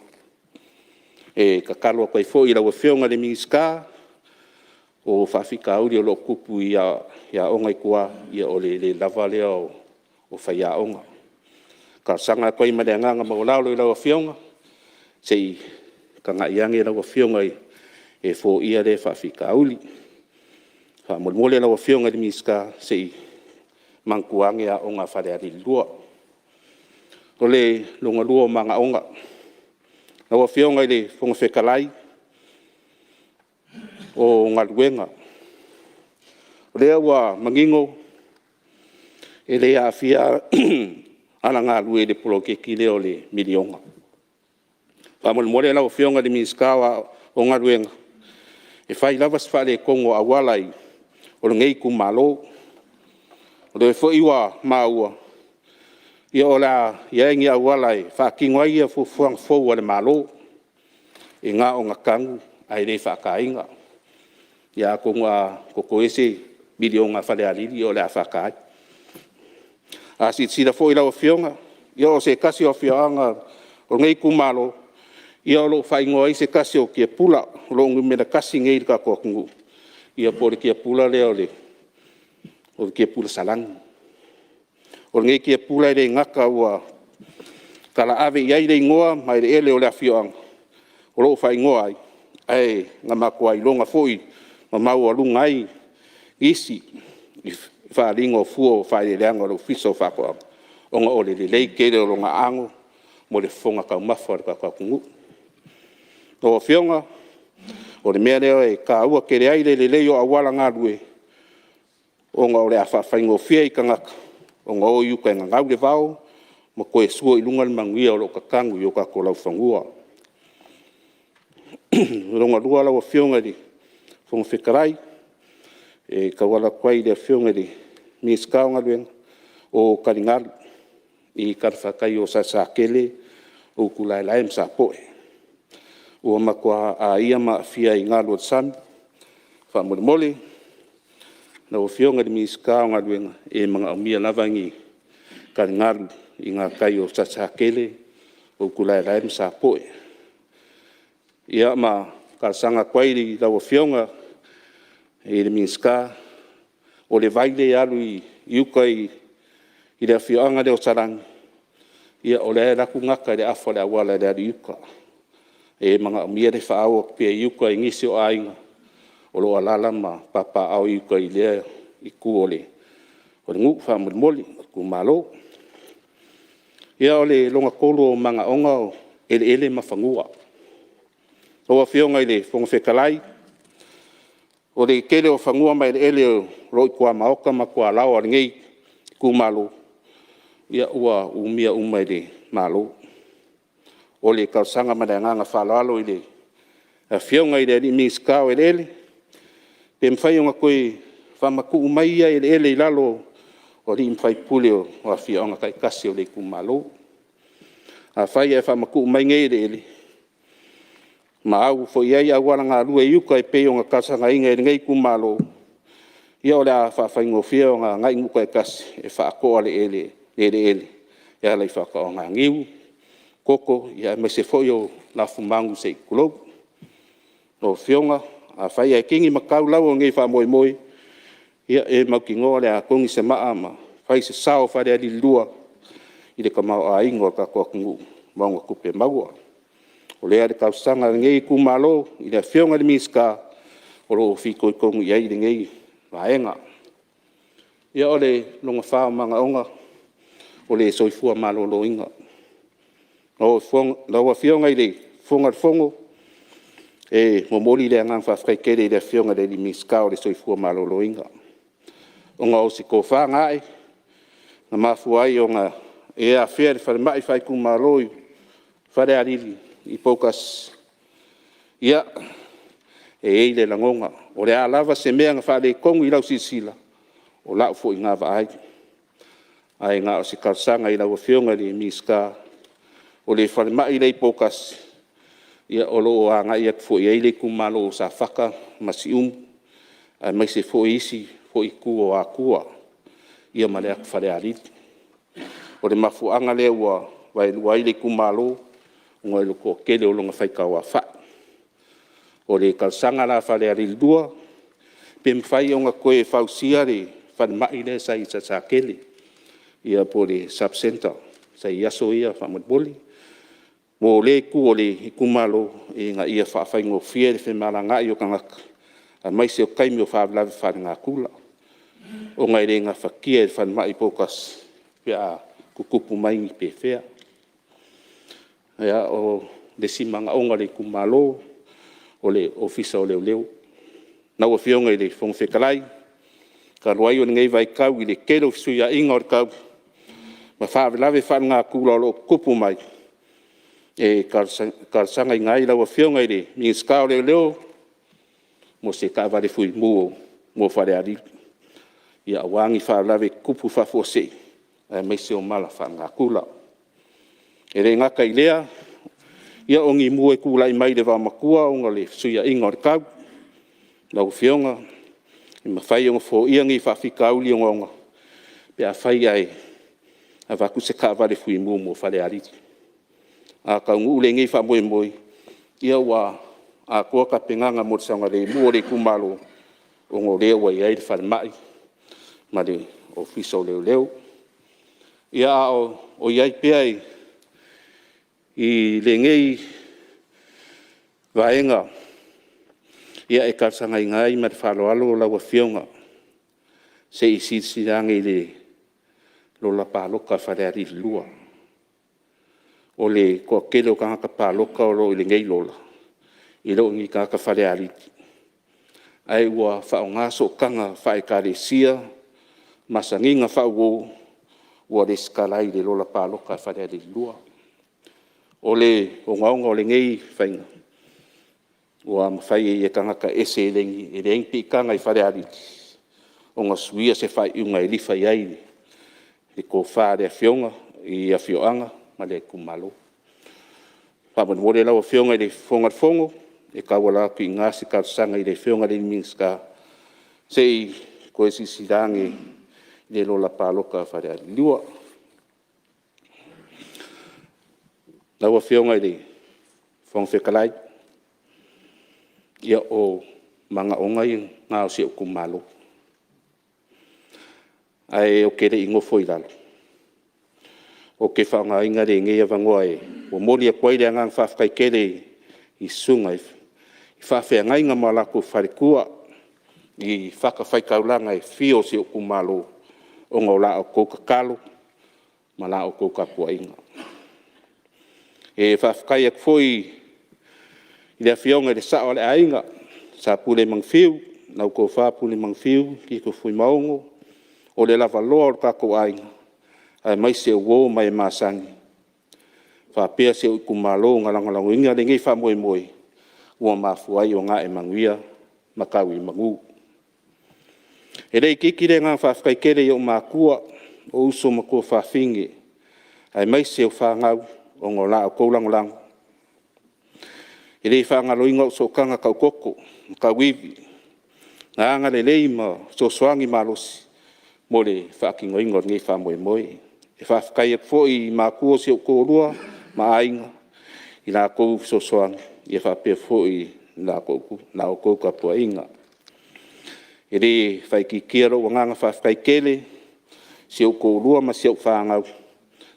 I rā o koulangolango whaiwhai pia ua mafu ai onga kura i aku whapengei. Ia, ngā ua whionga i re whonga Fetalai, o re ka kalo a Falealili lua, ia maua lo so i fua malo loinga. Ma ia ko o mai le langi le ko wham, laua whionga, awa laua whionga lava o le iwi o i alilo. Ia whamanguia kele lea kua i laua whionga.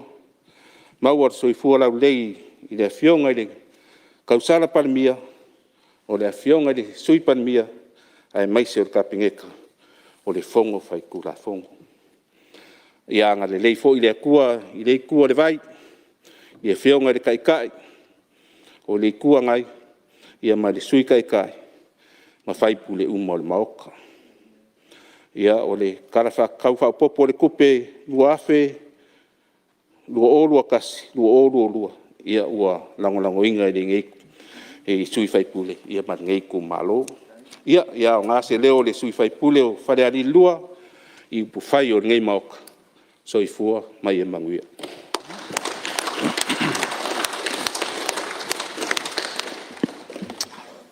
Ia, ua whamalo, whaftai, saunoa. Tai foi malele lau whionga sui malu, mai Falealili numero lua. Ia, tonu lamo lewa o asa unuanga ma whawhiro inga foi. Le ngata pa i o mota, ia au siu tu malo lo taptapu e mai. Me lea ia malo whaftai. Wata se foi mana onga siu tu malo, ia malo leo whafongatu le. Mai tai palemia ma le malu kapineta. Ia ua lava le anga i lumo siu tu malo, me lea malo whaftai. Malo tapena. Ia, o le temine o mea stato sui ke sa sono. Ia, o leo waita watu le lava tu lai mele tu ia. O leo waita watu leo tu lai mai le sui mamalu mai sa fata numero lua. Lau Fionga, Laumatiamanu, Ringo, Purcell. Ia, o leo no leo mo lau sa nonga wale talfa popo o tatu tala tupe. Ia, lau whionga sui mal. Ua whamalo whawhitai, na wa whionga i le whonga Fetalai. Ia, mo le awa noa fo i watu ina mai le nei Itumalo e whai eisi sao. Ia, wale whono usu o Samoa. Manatu o le au le whanunu tā, pe le tala le aingo fie. E tawia ina o sisi le pola, pe o le Fetalainga, whaleanga fulu o sa asomua. Ai manatua foi le lotu, le tala e whailo i Itumalo. Ia, le ata whai maia le ta māloa na li whatu le la tau. Ai sea, wa lele ua malu tawe e le paia ma le mamalu o le mauta, tia whau nei. Le fo iwa mawalunga le mautu fono, wa lele ua malu maunu le whangatia, ua malu alii le seunga. Wa le poto ai o lau Palemene. Lo Itumalo oe o sa fatalua, tapo i maia ma le manuia, ai se i whai se tātou sao i a manu wau, a wale whana usu a Samoa.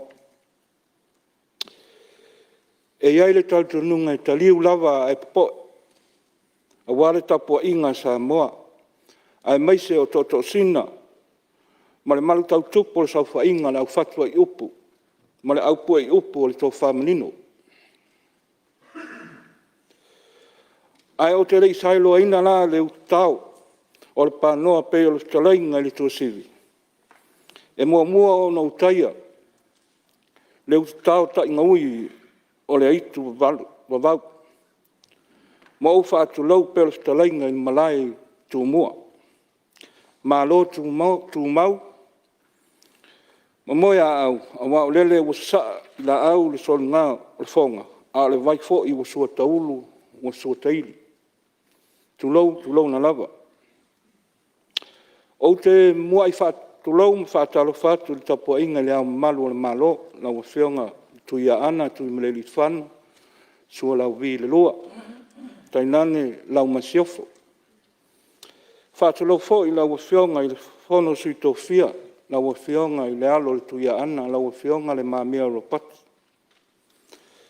Manatu fo i ua atoi tangi o le mautufono sa moa. O mafuai o le whaatalo ma whaatalo whai la ua whionga le tamaita i Palemene, la ua whionga fia me na omi mta afa muli nu ule lua. Whaatalo whaatu fo i la ua whionga i le sui Palemene, la ua whionga tuala poni whaasio.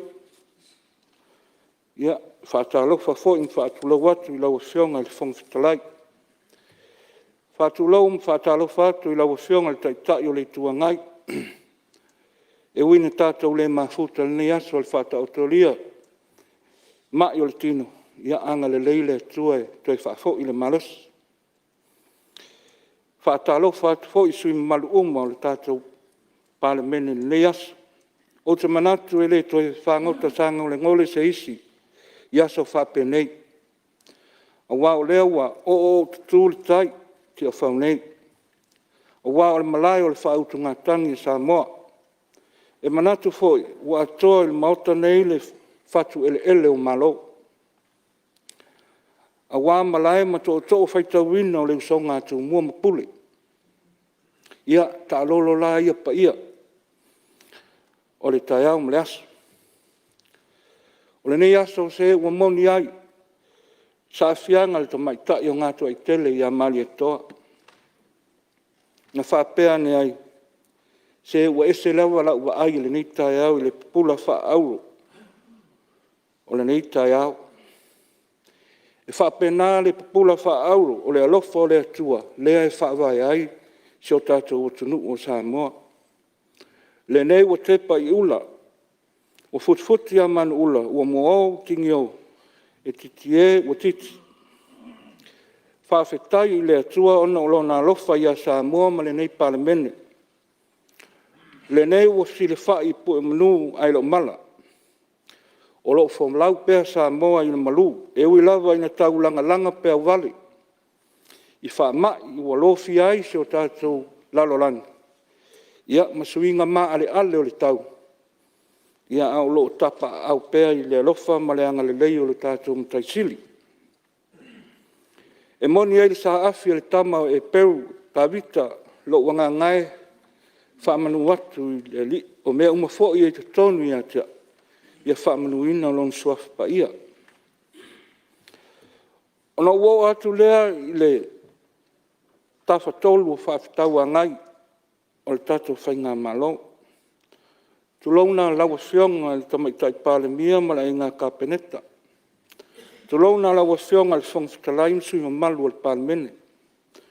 Tulauna lawa whionga le whaamisina sili ma sui malu o li ima tamaitai o le whaamisinonga o Samoa.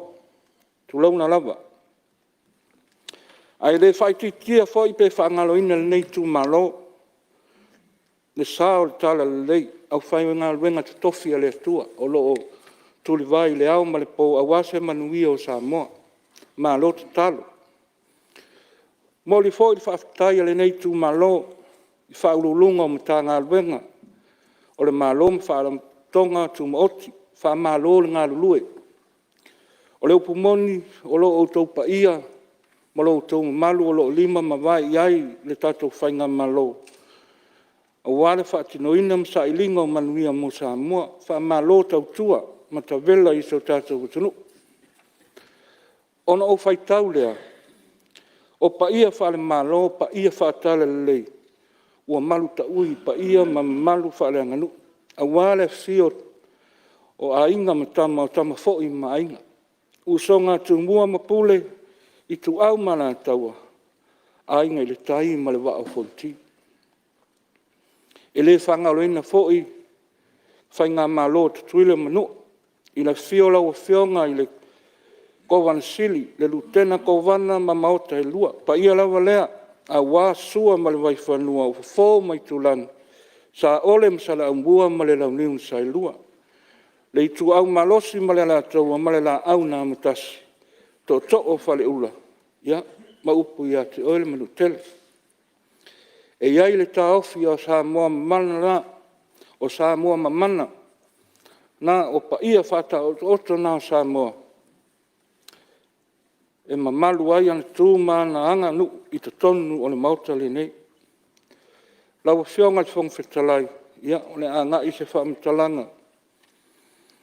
Ia a wase ntalo sanga ino ni mta upu, e se o mātou Itumalo.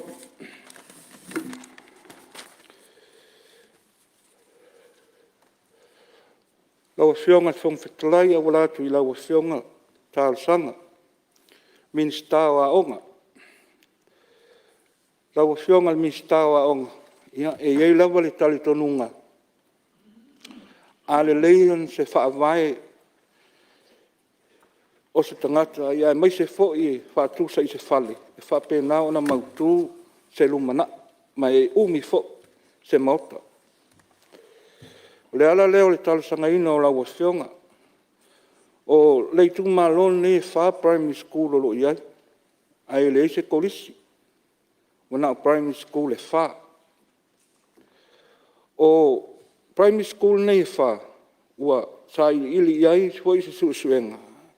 E atangi ai ele o lava whai a onga, o lo oa o ina, i alo ma whanau. Ia, o le tatalo i lau Afioga. Pe maua nisi whai a onga e fisosoani i primary school nei e whaolo i te tonu o lo Itumalo. E lua nu e leini primary school. A o le tatalo, ma le wawa ai ai tausanga uma vai le whaasola mai i le tausanga le nei. Mai tau wina le toa tele o whanau e drop out mai a onga.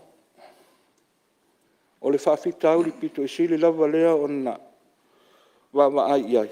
Ia, e leo o ngā whatia e whanau leo o atu i lesi stage o a onga po kolisi. A whai fo i eo i kolisi. E le mai a kolisi. E le o mai lola, po o whea tonu o lo o iai le paafita auri lea. Po o mātua, ia po o whaia onga, ia po le tamaititi. A o le ma, o lau ai ma lau tilo tilo. Ia o le, o senga tonu le o lo iai le paafita, o le tamaiti tonu foi ia. O le a nofo atu inu. Ia o la tau foi ne o le a whaima. Sasa inu i mua mea whaasalanga. Ia, whaapena o nā ngā ia tua i tanu manala. Lau Afioga i le fonga Fetalai, ia, e mai se lava vaenga o aonga, ia o le tatalo. Wheo iai le tō whā, wheo iai le moe. E tasi fo i lesi vaenga e whaamawina, i lau wawa ai male, tilo fo. Ua wha vaivaina whanau i le mta upulu neo matematika. E pei o lea si lea mata upu o lo whapena na mai tawina ua wha vaivaina ai ia tupulanga i le nei vaitau. Ia o te le lopo whea tonu e pau ia po whaia onga. Ia po le sila pasia tā ngā luenga wa onga. O le te talo o wheo iai le tō wha. Ia ai pe maua sina a onga fo i lea wha technical college. E whai i tua inu i tua.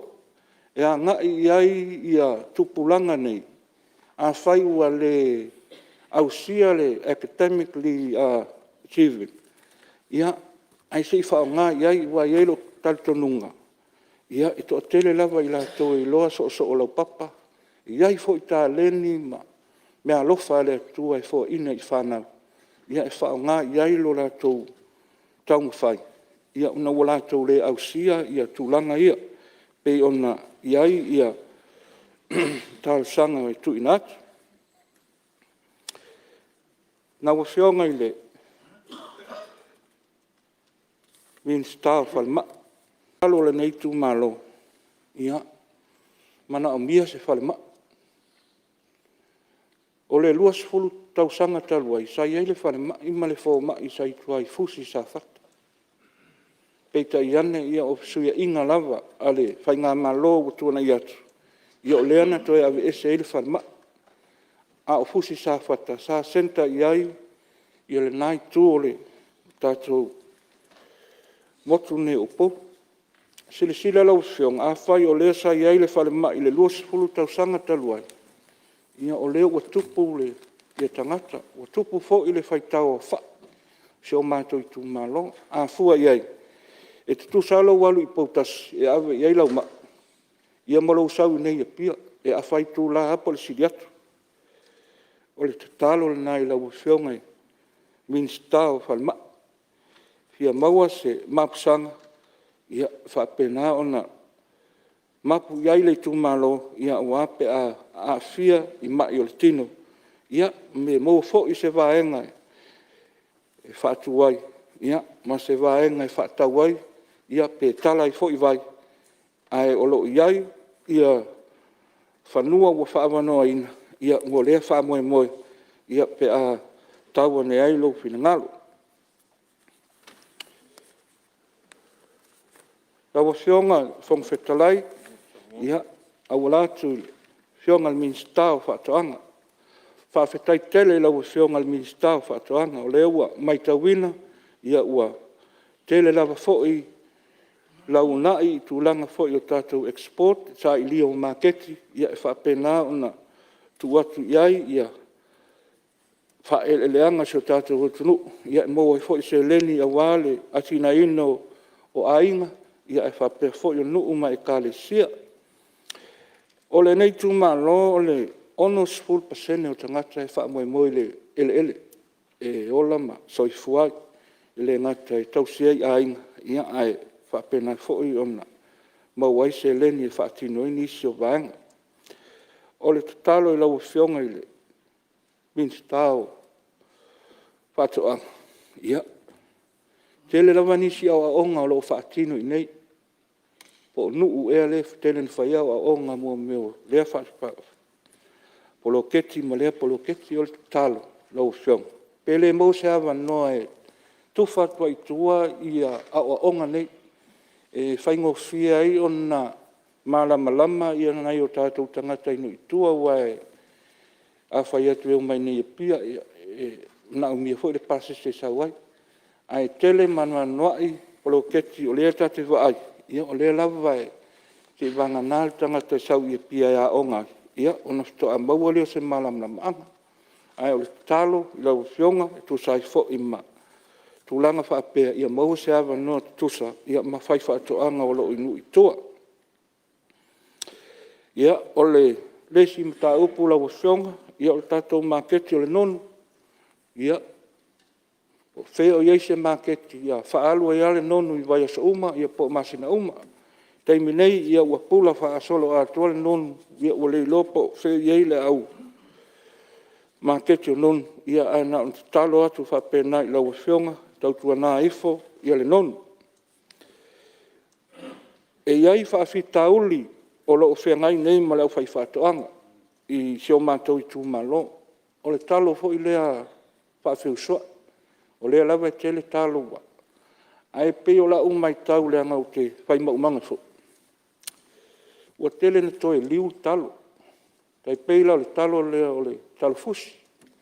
Whapena fo i le talo lea salami. Ua te tō, o la ua te tilo i aile, ma tōne lau whai whatoanga. Ua liu li tia pula, ua le o toe maua le quality le na lea sa whawhiusua i aila mtanga.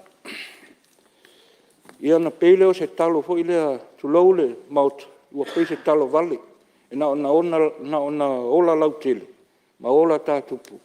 Ia a ua leile a ano e au mai e talo ia, ma le Faaaloalo lava.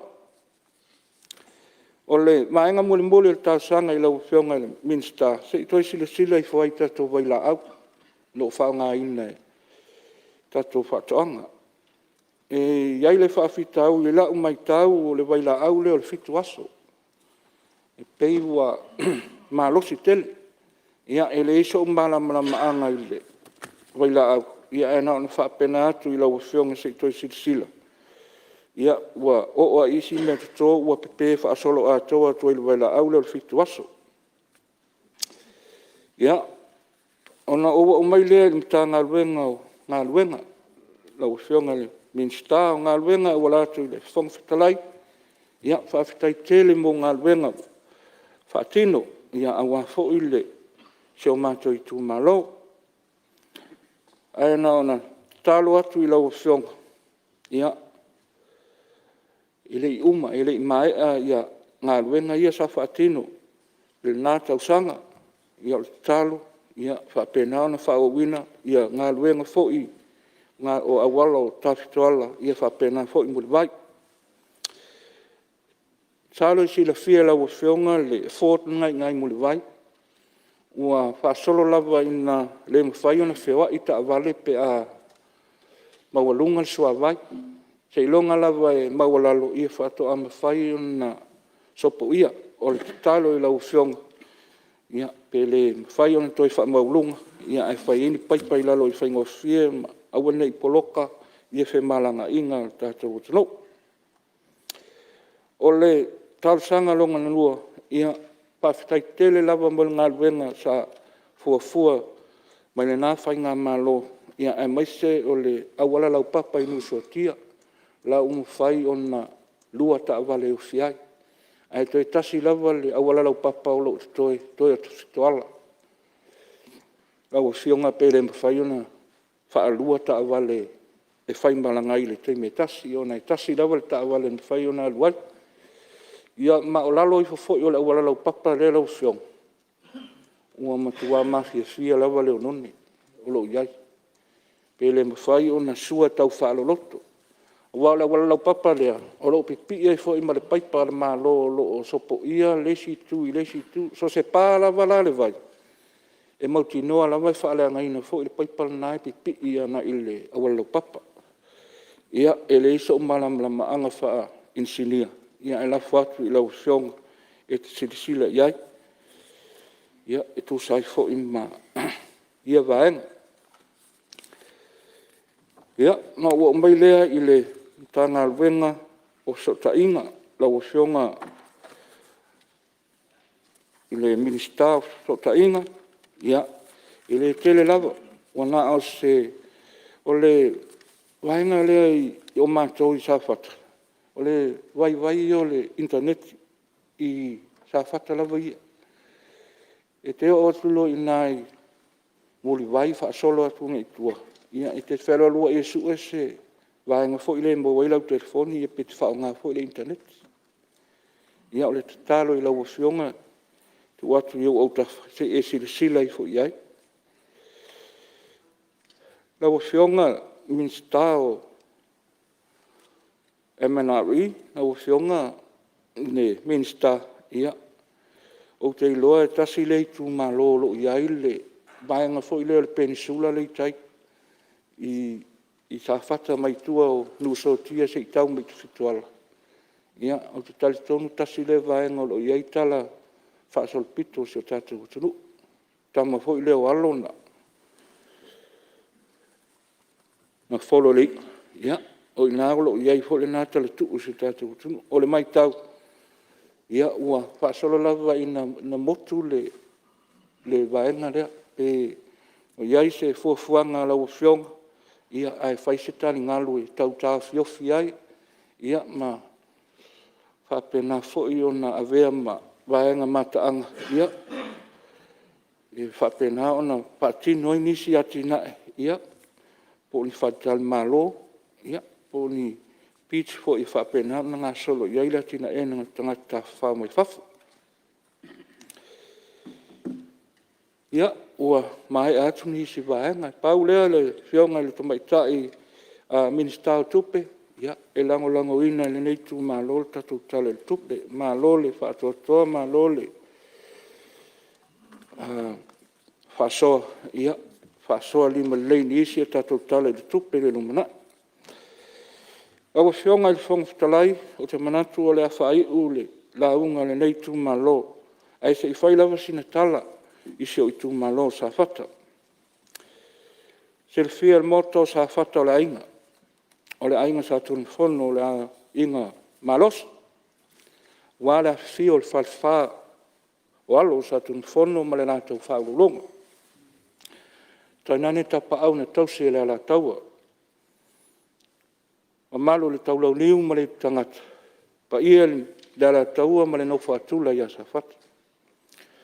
O le whaalupeina le nā sa fata ilo nā o te lenga. Peitai o lea ua vailuaina sa fata ile. Tasi ma le lua.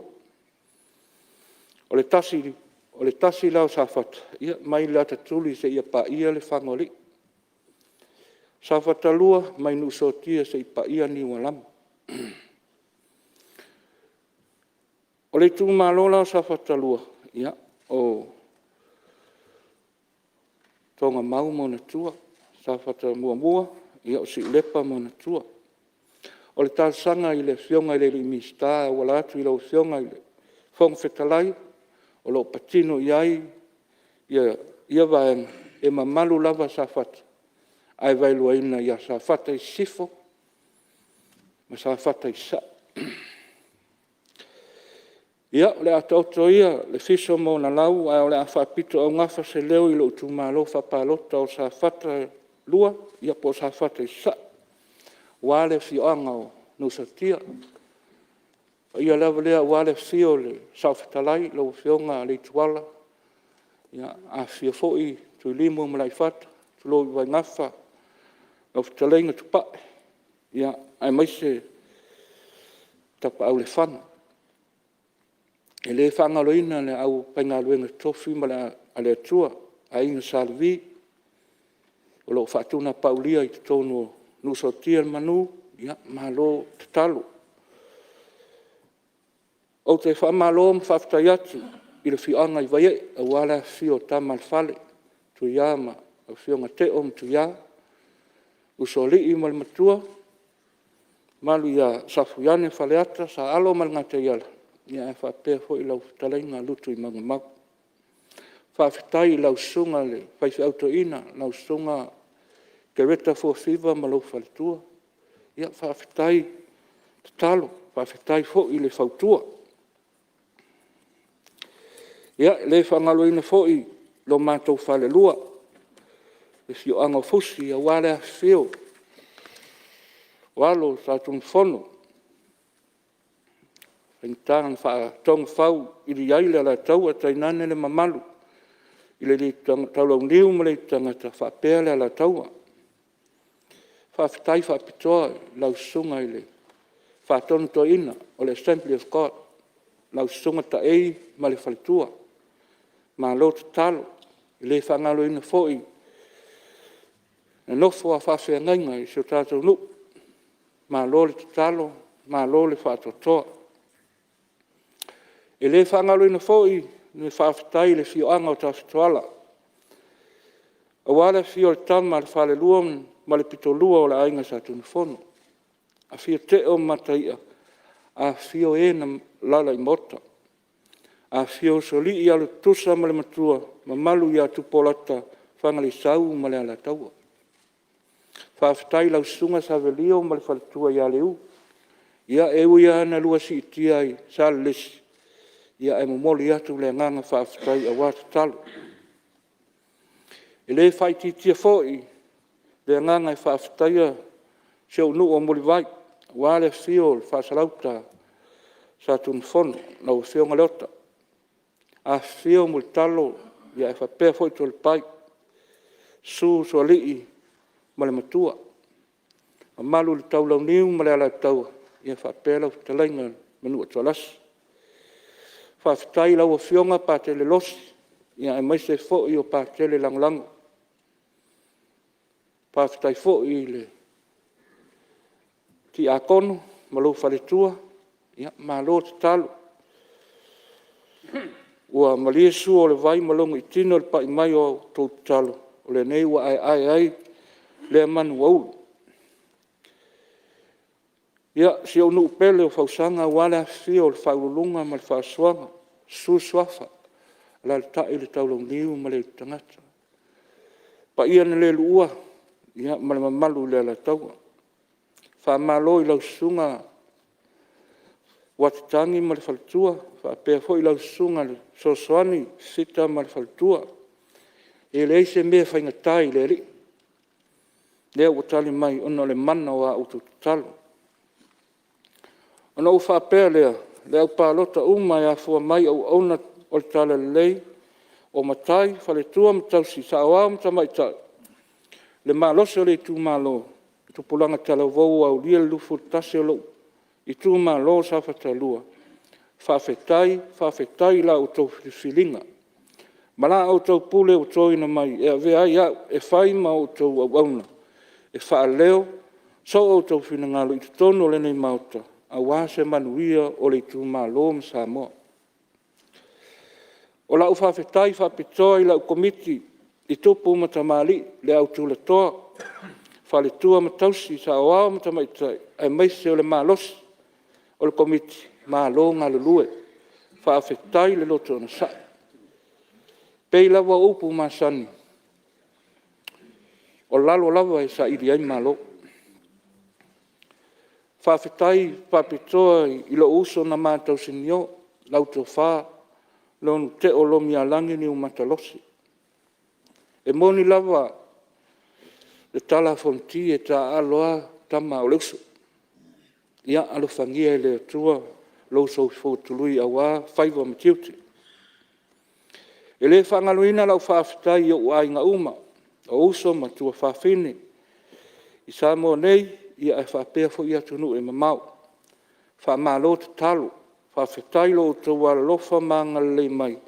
E ala I la o tau sosoani so se awalan tau whai aile nei whamoe moe. O lau te talo I le tua, toi whaatumatu I le tua I so se awala, ta mau a inga, ia o to e sea ona o lau tau sa ili malo. O lau whawhetai mori mori, ia o si o tō lua ma si au whanau, ia malo le lota tele, lea ua tau lau o le whamoe moe, ia whapena ona, Iai pēr le, anga le lei o le tua e fōa I atu le loto ona sa, ia awa le savalinga o le whatoa a matalia, le ngā ruenga. Lau Afioga I whong Fetalai, o le aseu I whanua, le leo le tamalo sa whata, a iai le tatonunga, e iai lava tanga ua, tau tai o sasi le vasa, ua le a toa I le liu, o lea o te whamalulua tuai ma wau malui puenga I se lape o le taula ulu ma tau te mali ia whamangalo le vai vai. Manuia lau Afioga I le whong Fetalai whapere mo walunga le mauta o wale whanousa Samoa ia tō mai le ni whamanianga mo Samoa ai ola nei Itumalo sa whatai sa Tafua.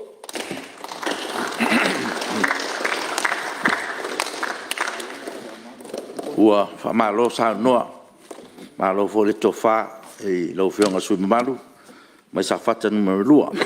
Ia, malo fo sa noa whata male.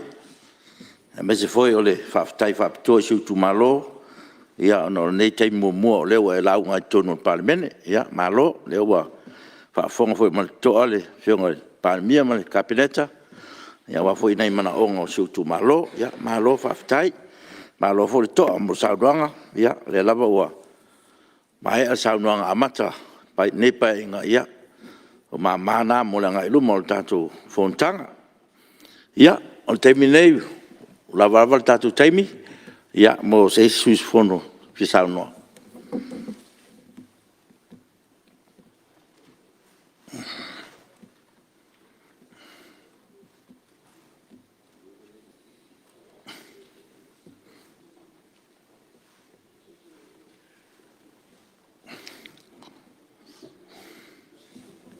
Ja, lava none o leo tu inatu. Ja, mese tato o lefa tu a, ja, lauga mua tonu mauta, ja, leo mai tau atu.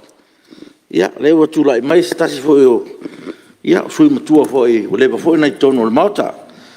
Ja, sui mamalu mai a ana alofi numero lua, ja, lau Afioga Fuiono, tile ngafa, ja, a tonu roa no le, sau no ai, awa foi se, so sa walta la fa popo o tatu tala tupe ia ole avanone la Afioga Fuimaono What? After tele la Fuiono ni from Fetalai. Mula manor ni sunga fono. Ele I tu inatu se sao ni Itumalo tu samali. Video le telefa tau fa popol tupe. Pe no wata auto nei lumo le la fono le Palemene. O te mo I fa tulo. Ele pa ia mota. Ai ale mai mo fa fonga sa mo. E mai se Itumalo.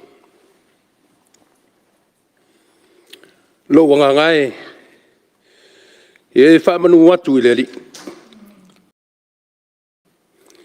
O mea uma foi o te tonu ia te au. E fa manu lo na suafa pa ia. Lo wanga ngai. E fa manu watu I le li. Awa foi ne ingalo se mea tasi. Ona mea alofa. Lau e Fuiono le Fetalai. Ma le pa ia le mota. O le autule na o le launga le Itumalo. O le nganga I vivi ia I le tua. Ona o lona alofa tuli loa. Ma lona anga le lei ia Samoa ma le nei Palemene. E fatalo fatu. Ma le nganga Faaaloalo le pa ia le mota. Ma alo le soifua.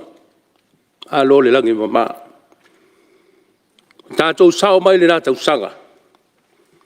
Ia manuia le tausanga fau. O te mua I whaatulou a wā le tāpua inga Laua Fuiono I le amo malu o le malo Samoa. Laua Fuiono le tuia ana. Tui ma le li whano wa le toa sua lau vi le lua ma lau masiofu. Whaatulou atu fōi le tāpua inga Laua Fuiono le sui le whono a sui tōwhia. Laua Fuiono le ma mero pati molia ma lau whalitua. A fio Laua Fuiono le whamasino sili. Whapea Laua Fuiono le presidente o le whamasinongos. Whanua masuafu. A li I matamai tai whamasino. Ma le mamalu o le whamasinonga Samoa. Fio Laua Fuiono le tamai tai Palemene. Laua Fuiono le sa whapito. Tai nane Laua Fuiono le sui Palemene. O le mamalu ma le pa ia iau tonga Fuiono. Ia li I matamai tai minista o le kabineta. O le mamalu lava lea wa le whaulunga. Ma le au whai ngā luenga o mata ngā luenga. Whaalapat tonga tū ma oti o le malo. A fio au tonga Fuiono. Sui minista. Fio Laua Fuiono. Ele taitai o le tua ngai. Fio Laua Fuiono le sui taitai. Fio Laua Fuiono le fonga Fetalai. O le maota. Laua Fuiono le sui fonga Fetalai. O le malu maulunga wa sui su fono o le Palemene lona fulu ma le fitu. O le malotu o tasi o Samoa. O pa ia ma malu. O wale ta fatolu fe fata wa ngai o le tātou whainga malo. Tulou na lava. O te fatulou atu foi o wale tapua inga. Ma le mai moa whaefafonga mai o se tātou waturu. O le pa ia lava lea. O a tamba mo nātou a inga. O a inga mo nātou tamba. O le usonga atu mua mapule. O I tu au ma nātou a inga I tai. Ma le vaa o whanu ti tu long na lava. E le va e fo I le whala oto le pa ia wale tapua inga. Ana yo tātou uso tua oi. Tutuila ma manua. Wale whaefonga tapua I le fio Laua Fuiono le Kovan City. Whaepea le Kovana Lutena. Fio lau fionga le Fetalai presidente. Male malu maulunga o suyo le mautai lua. Ai maisi o tangata anu uma o le whainga malo tutuila mamanua. O paia la malea ia sua male mai whanua. O fo mai tu langi. Sa ole masale au mua male lau niu sai lua. Ai nane le paia li tu au male whani. Patu ia le motu. O to le whale ula. Maupu ya te ore manu tele. Ulong na lava. O te whatu loa tu fo i le paia maulunga. I whaurulunga o e kalesia. I so se whata whaitau langa. Tai nane le mamalu le ufai ngā ruenga tu tofi o le tala le lei. O lo no manu. A wā se manuia o si o tātou wa tunu u malana whai ngā malo. Lau Afioga ni fo Fetalai. O pa ia na mamalu sau tua fafafa o Samoa.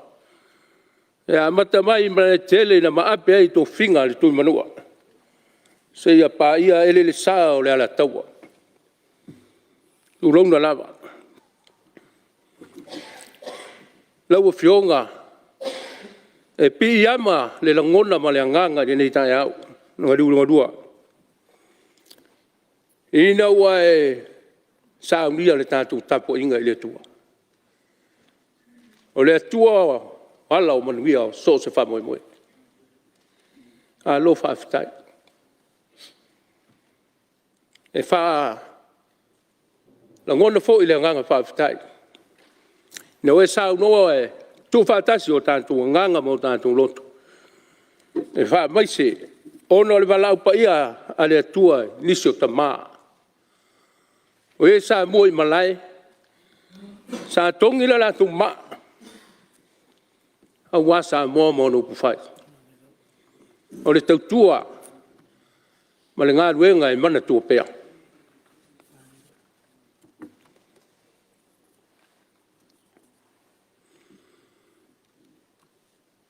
O te whātu lou u le tāpua inga alu tātou tunu. Umana whātu whāleo se langona. Sa moa o le hao mala. Lau Afioga le Fetalai.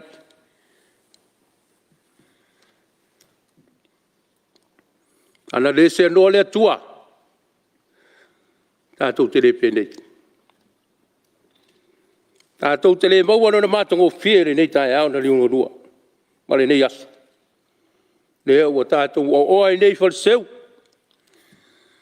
A sa i mao mali. E te whai maa le tamaloa na riu whatu le ala taua. E te whai tupu, te whai tamali. Te whai Falealupo tia whau. O le malai o le whautu ngā tangi. A sa moa. A sa ua fo i au le vae pe o le whaiwai malai. Pe whetongi ai fo i le tō Faalalafo. Whaasoli tua oi. O le upu moni. O le ngafa lava o le tuia ana wo. E se e liria fo i le ngangana. E pei ona sa i aso mua le malama. A o lo fisa mali e toe di fale o le tumasanga. Yo e ina nei sipa se le manga. O na o fa poi liria lea. Ma o fa peane. Tu lona ia lau fa fonga ta pua i Samoa. Awa o e lava o le hao mala. E o le ne ia manoa. Tu lai ma le nganga Faaaloalo. Le tāpua i mai a sio Itumalo. Pei tai e mua i se tala. Se la ngona le sa avea ma fonga Fetalai.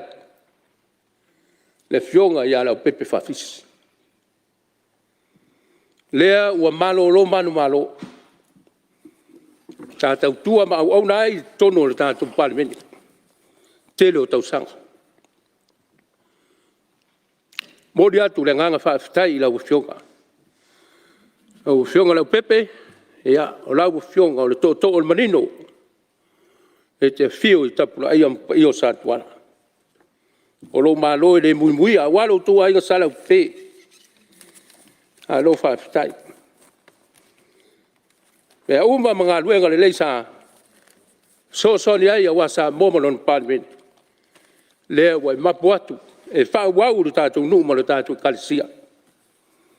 O le talo e sanga fa manuia le tua mamaua lo so fu ala de. O le soifua ma le o launga au na ai so se mea e fina ngalo ai le tua. Na o fionga le fong Fetalai. E watu foi le nganga fa fitai o wale Tafua inga su Itumalo. Le paia o le inga sa tuala. O le inga Faalangilangi. Sa tuala o le mavaenga tu ya ana tame le langi. E te au ya inga. Ai au do tua fafino salamasina le tupu. Ono lo le tinga o le Fuimaono. O le li o ainga. Tama tau sala. E te Faalangilangi upo Samoa. Ai ono malau pepe. Sua matole foa ma le tauso. Le mamalu. Le whaad fitu ma lau tau whaad tua. Ka pia lau tau whaad ingoa matua ya tau vea. Ma lo whaaftai. Ma lo tau pule. Oe ta pule, oe tau wha. Oe fina ngalo malie. Tusi ao. I lo nei fata wa. A wa se sao lo tatu Itumalo. A wa ono pufat. Palemene o Samoa. E le fa ngalo ina. Le Itupa pa ia ya wa fa le tua matausi. Sa wao. Sa fio tino maritas. Alo tua. Alo ainga. Alo fat fitu. Alo tau au. O le malosi o le tātou nu, se ia o lava I alo ma whanau. I ia le tua. O tau to fi to wha. E ala lau tau fina ngalo wha le tua. A leo o tau tala le wha to o le Palemene e unu whalea ia ion. O le sao leo le tātou tu malo. Malo wha petai. E le wha ngalo ina. Na ia tātou rup. Whawhengai ngā tāu lagi o le tātou. La lātou lau tau te talo. I le poma le au. A wase manuia o le tātou nu. A wale ngā ruenga le tua nia nganga se teri. O le tua malona malo. Na yo mātua whale nganga ia auta ma whiula. E malo whaapitai. A lo le whalo tu teli. Malo le whautua mai. Ka whitai danga le re. Lau sunga le tia kono, katoliko, aiwa mai whaltua. Malo whaapitai. Ngā ruenga le tau watia. Lau sunga le tausi mita ngā ruenga. Wheli mai, whaltua ia anga. Ia malo ngā rui. Whaapitai le. O ngā ruenga le tua. E maisi o le langolongo sua. Le atina ino le whiau ma ngā ruenga le tua tu tono le tātonu. Au sunga le pikopeu. Ka le sia mamona. Au pa ia o Jesu Kariso. Aso ngatai. Lau sunga pelonge ma le tua. A pia lau sunga li. E pikopo le ka le sia le pali. Tātou ka le sia AOT, lau Afioga tupu I wau, ma lau paletua. Lau sunga wharani ma lau paletua. Lau sunga waalele, paletua. Lau sunga keilani, ma lau paletua. E ka le sia aso fitu, o le toi fu mai. Lau sunga Iosefo, lo le sio ma lau paletua. Lau sunga Paulo mal fale tua le kale sia pati le pale. Ya mai se lau sunga le whawhengai ngā le whakasā i le pale lau sunga pe teru ma le whantua. Vi ia le atua ma lore ngā rui. Pa Fetai i le ngā ruenga i le whaingo fie. Tau wasuino le puwai o le ola a wā whasto uta mo le rumanai. Maua ni a nganga a wā le atua malona malo. Talo ia whamanuia le atua ia te oto. Ia maua lau tau soifua lau de lei, whatumu le atua lau tau utu. Wha le nganga. Wha tamau a inga ina ai o tau lana whi au malana ngā ruenga. E be fo nei a manoa na Fionga le Fonotaga. Langa ele ngalo le loto. Fita ma whainga tā sa ta wasa mai. E leo pose lilo. Tau sa i linga o se tofi o le Itumalo. E mo mori atuai le nganga whawhitai. I nai uso mana i tuwha whine sa mātou tau whituri mai. Mātou tau a mai le nei wha moe moe. Lau sunga e swafa. Sunga le laun whausia i ono a whaese to le poa. Lau a whonga a le tau uso lolo ma tau ama e seta. Lau tō wha ape na moe matu natu. Lau tō wha pali tūru wa meti. Mā lore tau. Mā lore ono sai. E le whaingo fie. Yo. Aleipata masani. Tō tele a. E whinau. E tō tasi ai while le tua. Tā tō te lei loa lonu whina ngalo. E onge au wala le tangata. Au wala le atua. Leanga o tō whina ngalo mo tātou loto. E leo le whina ngalo leo le atua. O tātou wala. E le wala ia o le li. Wai saia e peo na maua lunga o le langi le lalo langi. E whapena na maua lunga o manatu. Iau tō manatu. Mau wala e sili o na maua lunga iau tō wala. Vi ia le atua i sanga whaoa ina alo tō soifua. Whi au mani ngā luenga. E au ngā ai. Le ngate e te tonu o le tātunu. Tonu e kalesia. E maise o le malo. Wha manu ia le atua.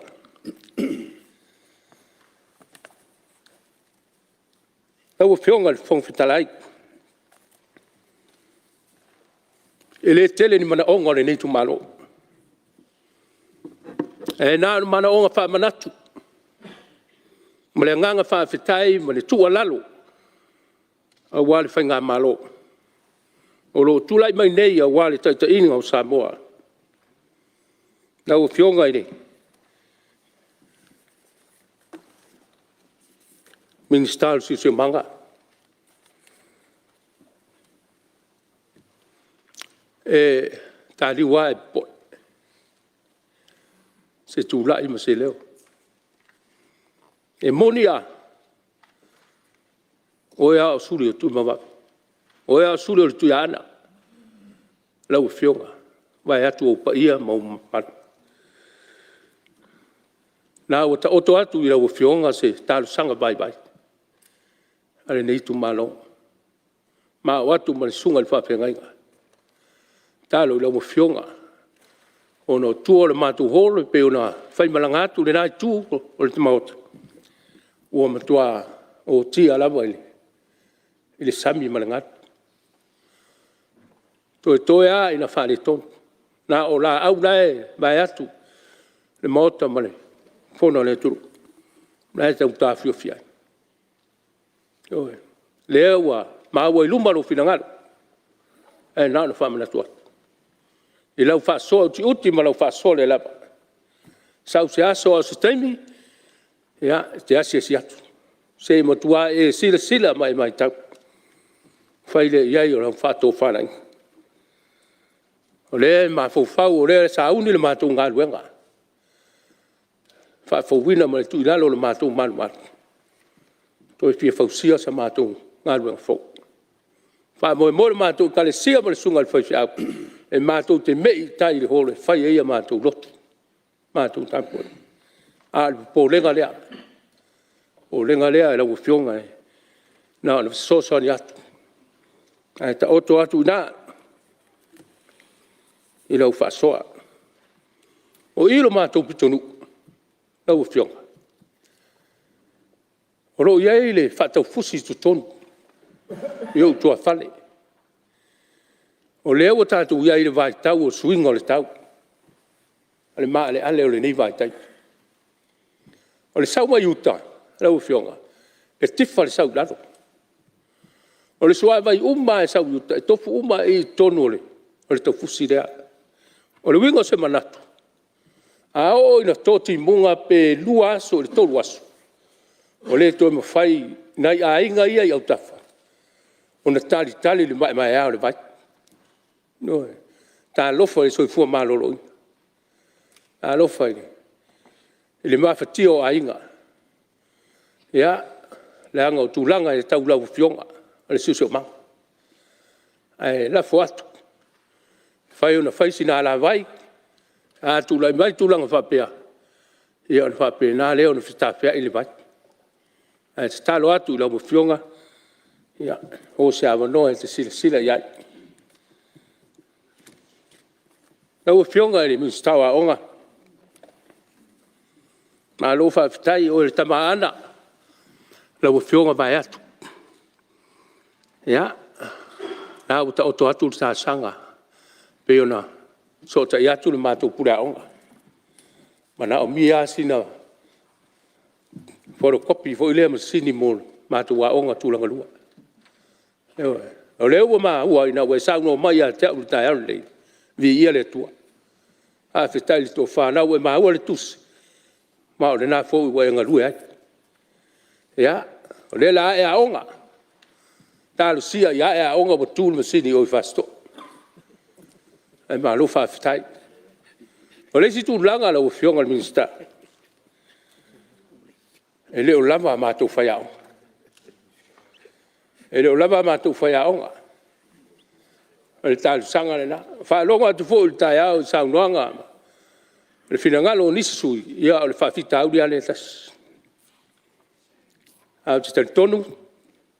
Ia o nai nā le whasoa. Ai nā le tō whae. Liu a wale. A matanga o le nei tau sanga. A wā o onga le whanau.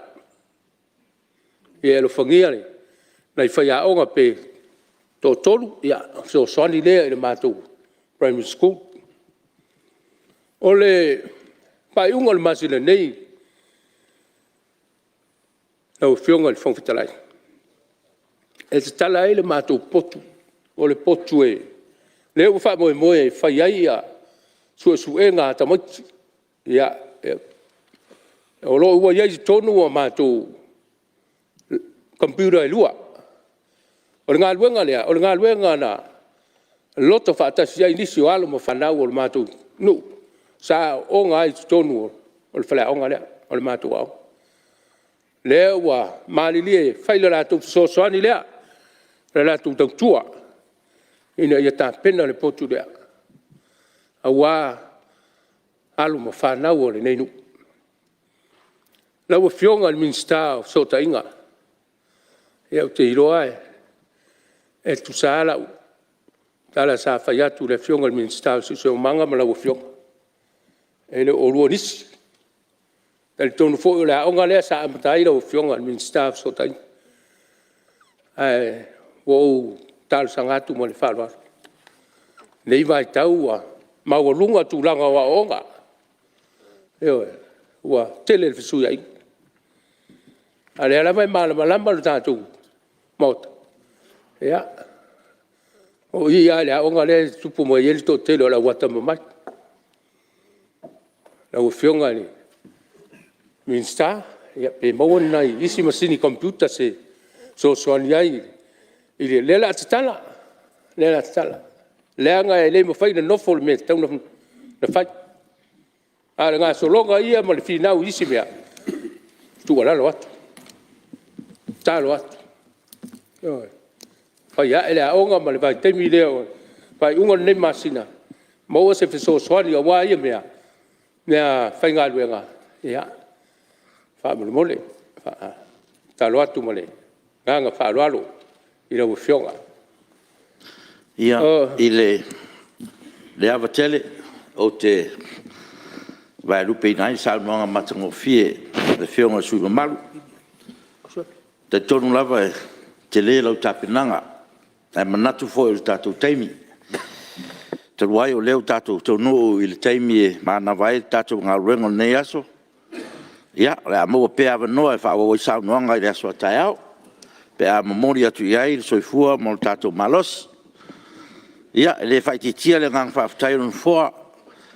Pe a matau nei aso ma tatou taurumaga. E mori atu faamalo mo le faafetai i loo tou tausi mamalu auā le palemene mo na tulaga aloia. Faamalo le ona sai ua toʻafilemu ma ua matagofia ai e tatou taurumaga lenei aso. E mori atu foʻi le faafetai susufono sa sausaunoa e maisi o saunoaga mua ia Afioga i Fuimaono o nisi o Itumalo. Faamalo tapena ma ua faafetai manatu i le tapu ai mai o tou Itumalo. E pei ona moni mauina ua tuuavanoa lava le maota mo a o tou saunoaga mua. O le gaga fiafia lea le matau atu o le Fetalai ese le mamalu o tatou faiga faamatai o loo tausi ai le mamalu o le tatou aganuu. E mamalu ai foʻi le palemene malo usufono. Sa moa i outulaga faalupe le peina faamalo tapuaʻi i lenei aso ua taumanū le galuega sa alo i ai lau palemene. Ia malo faafetai faamagalo se upu a se gagana ua sopo utu a lau palemene. Ia alofagia e le atua atoega o galuega o lenei aso. Faafetai foʻi tapuaʻiga faaululuga o matagaluega faalapototoga tumaoti a le malo faamalo ona saʻi. Faafetai auaunaga uma o loo tautua faauau o le faiva lau palemene. A tatou te leʻi tolepō ou te taosaga atu i lau Afioga sui Fetalai e te saunia se tatalo e faaiʻua ai le tatou fonotaga lenei aso. Sa ulu fale mai lo palemene le taeao le liie ua tuanaʻi. Ina seʻi o matou potopoto auā le faatinoina o matou feʻau ma galuega le liie. Ua matou moli mauina i lenei tula le aso ua soliata le lā le liie. Sa e fofoga fetalai sa faasoasoa mai lou tumu ma lou tamao aiga iā i matou. Faafetai lou agalelei uma fai ona faataunuina o matou valaauina. Ae peitaʻi pea maeʻa ona matou faia o galuega ona matou faapeaifo lea o i matou lava o auauna le aoga. Faafetai ua mafai ona matou talatalanoa ua mafai ona matou faasoa le tamao aiga o lou atunuu le aliʻie. Faatasi ma le auai mai o lou mana mo i matou. O lau afio lava o le atua o atunuu magagana ma le atua o palemene uma o le lalolagi i le aliʻie. E i la ma pōnā lau palemene le aliʻie se e faamagalo mai iā i matou taʻitoʻatasi. Le toto le tamaʻi mamoe le pōnā le aliʻie se e faamagalo ai la matou galuega. Matou manatua le aliʻie nisi o i matou o sui usufono ua matou lē auai le a mataina o le matou valaauina i galuega o lenei tausaga. Ona o loo sa iliili malosi atu nuu mamao o nisi foʻi le aliʻie o loo faia pea galuega alii ma tamaʻitaʻi fomaʻi ina ia toe faafoʻi le soifua ma le ola le aliʻie. Faamalo faafetai matou tatalo le tapuaʻiga le ao mamalu o le malo ma le masiofo. Le sui o fono o sui tofia o loo taputapuaʻi mai. Le tafatolu o faigā malo i le faamasinoga le aliʻie. Ae a le aiga sa le vi o loo faanono manu ma faatuna paulia auā se sa moa saoga lemu. E leʻi maeʻa le matou galuega. Faamata e faigofia le matou faitau matou te leiloa le 5 minute o muamua. Avatu le soifua o lau palemene i le aso fono o muamua ataeao matou faafoʻi le viiga i lau afio. Mātou manatua whaamai o whaono umai. Le li e mātou te le popole a wā o lo soifua oe, e ta i ala ia i mātou.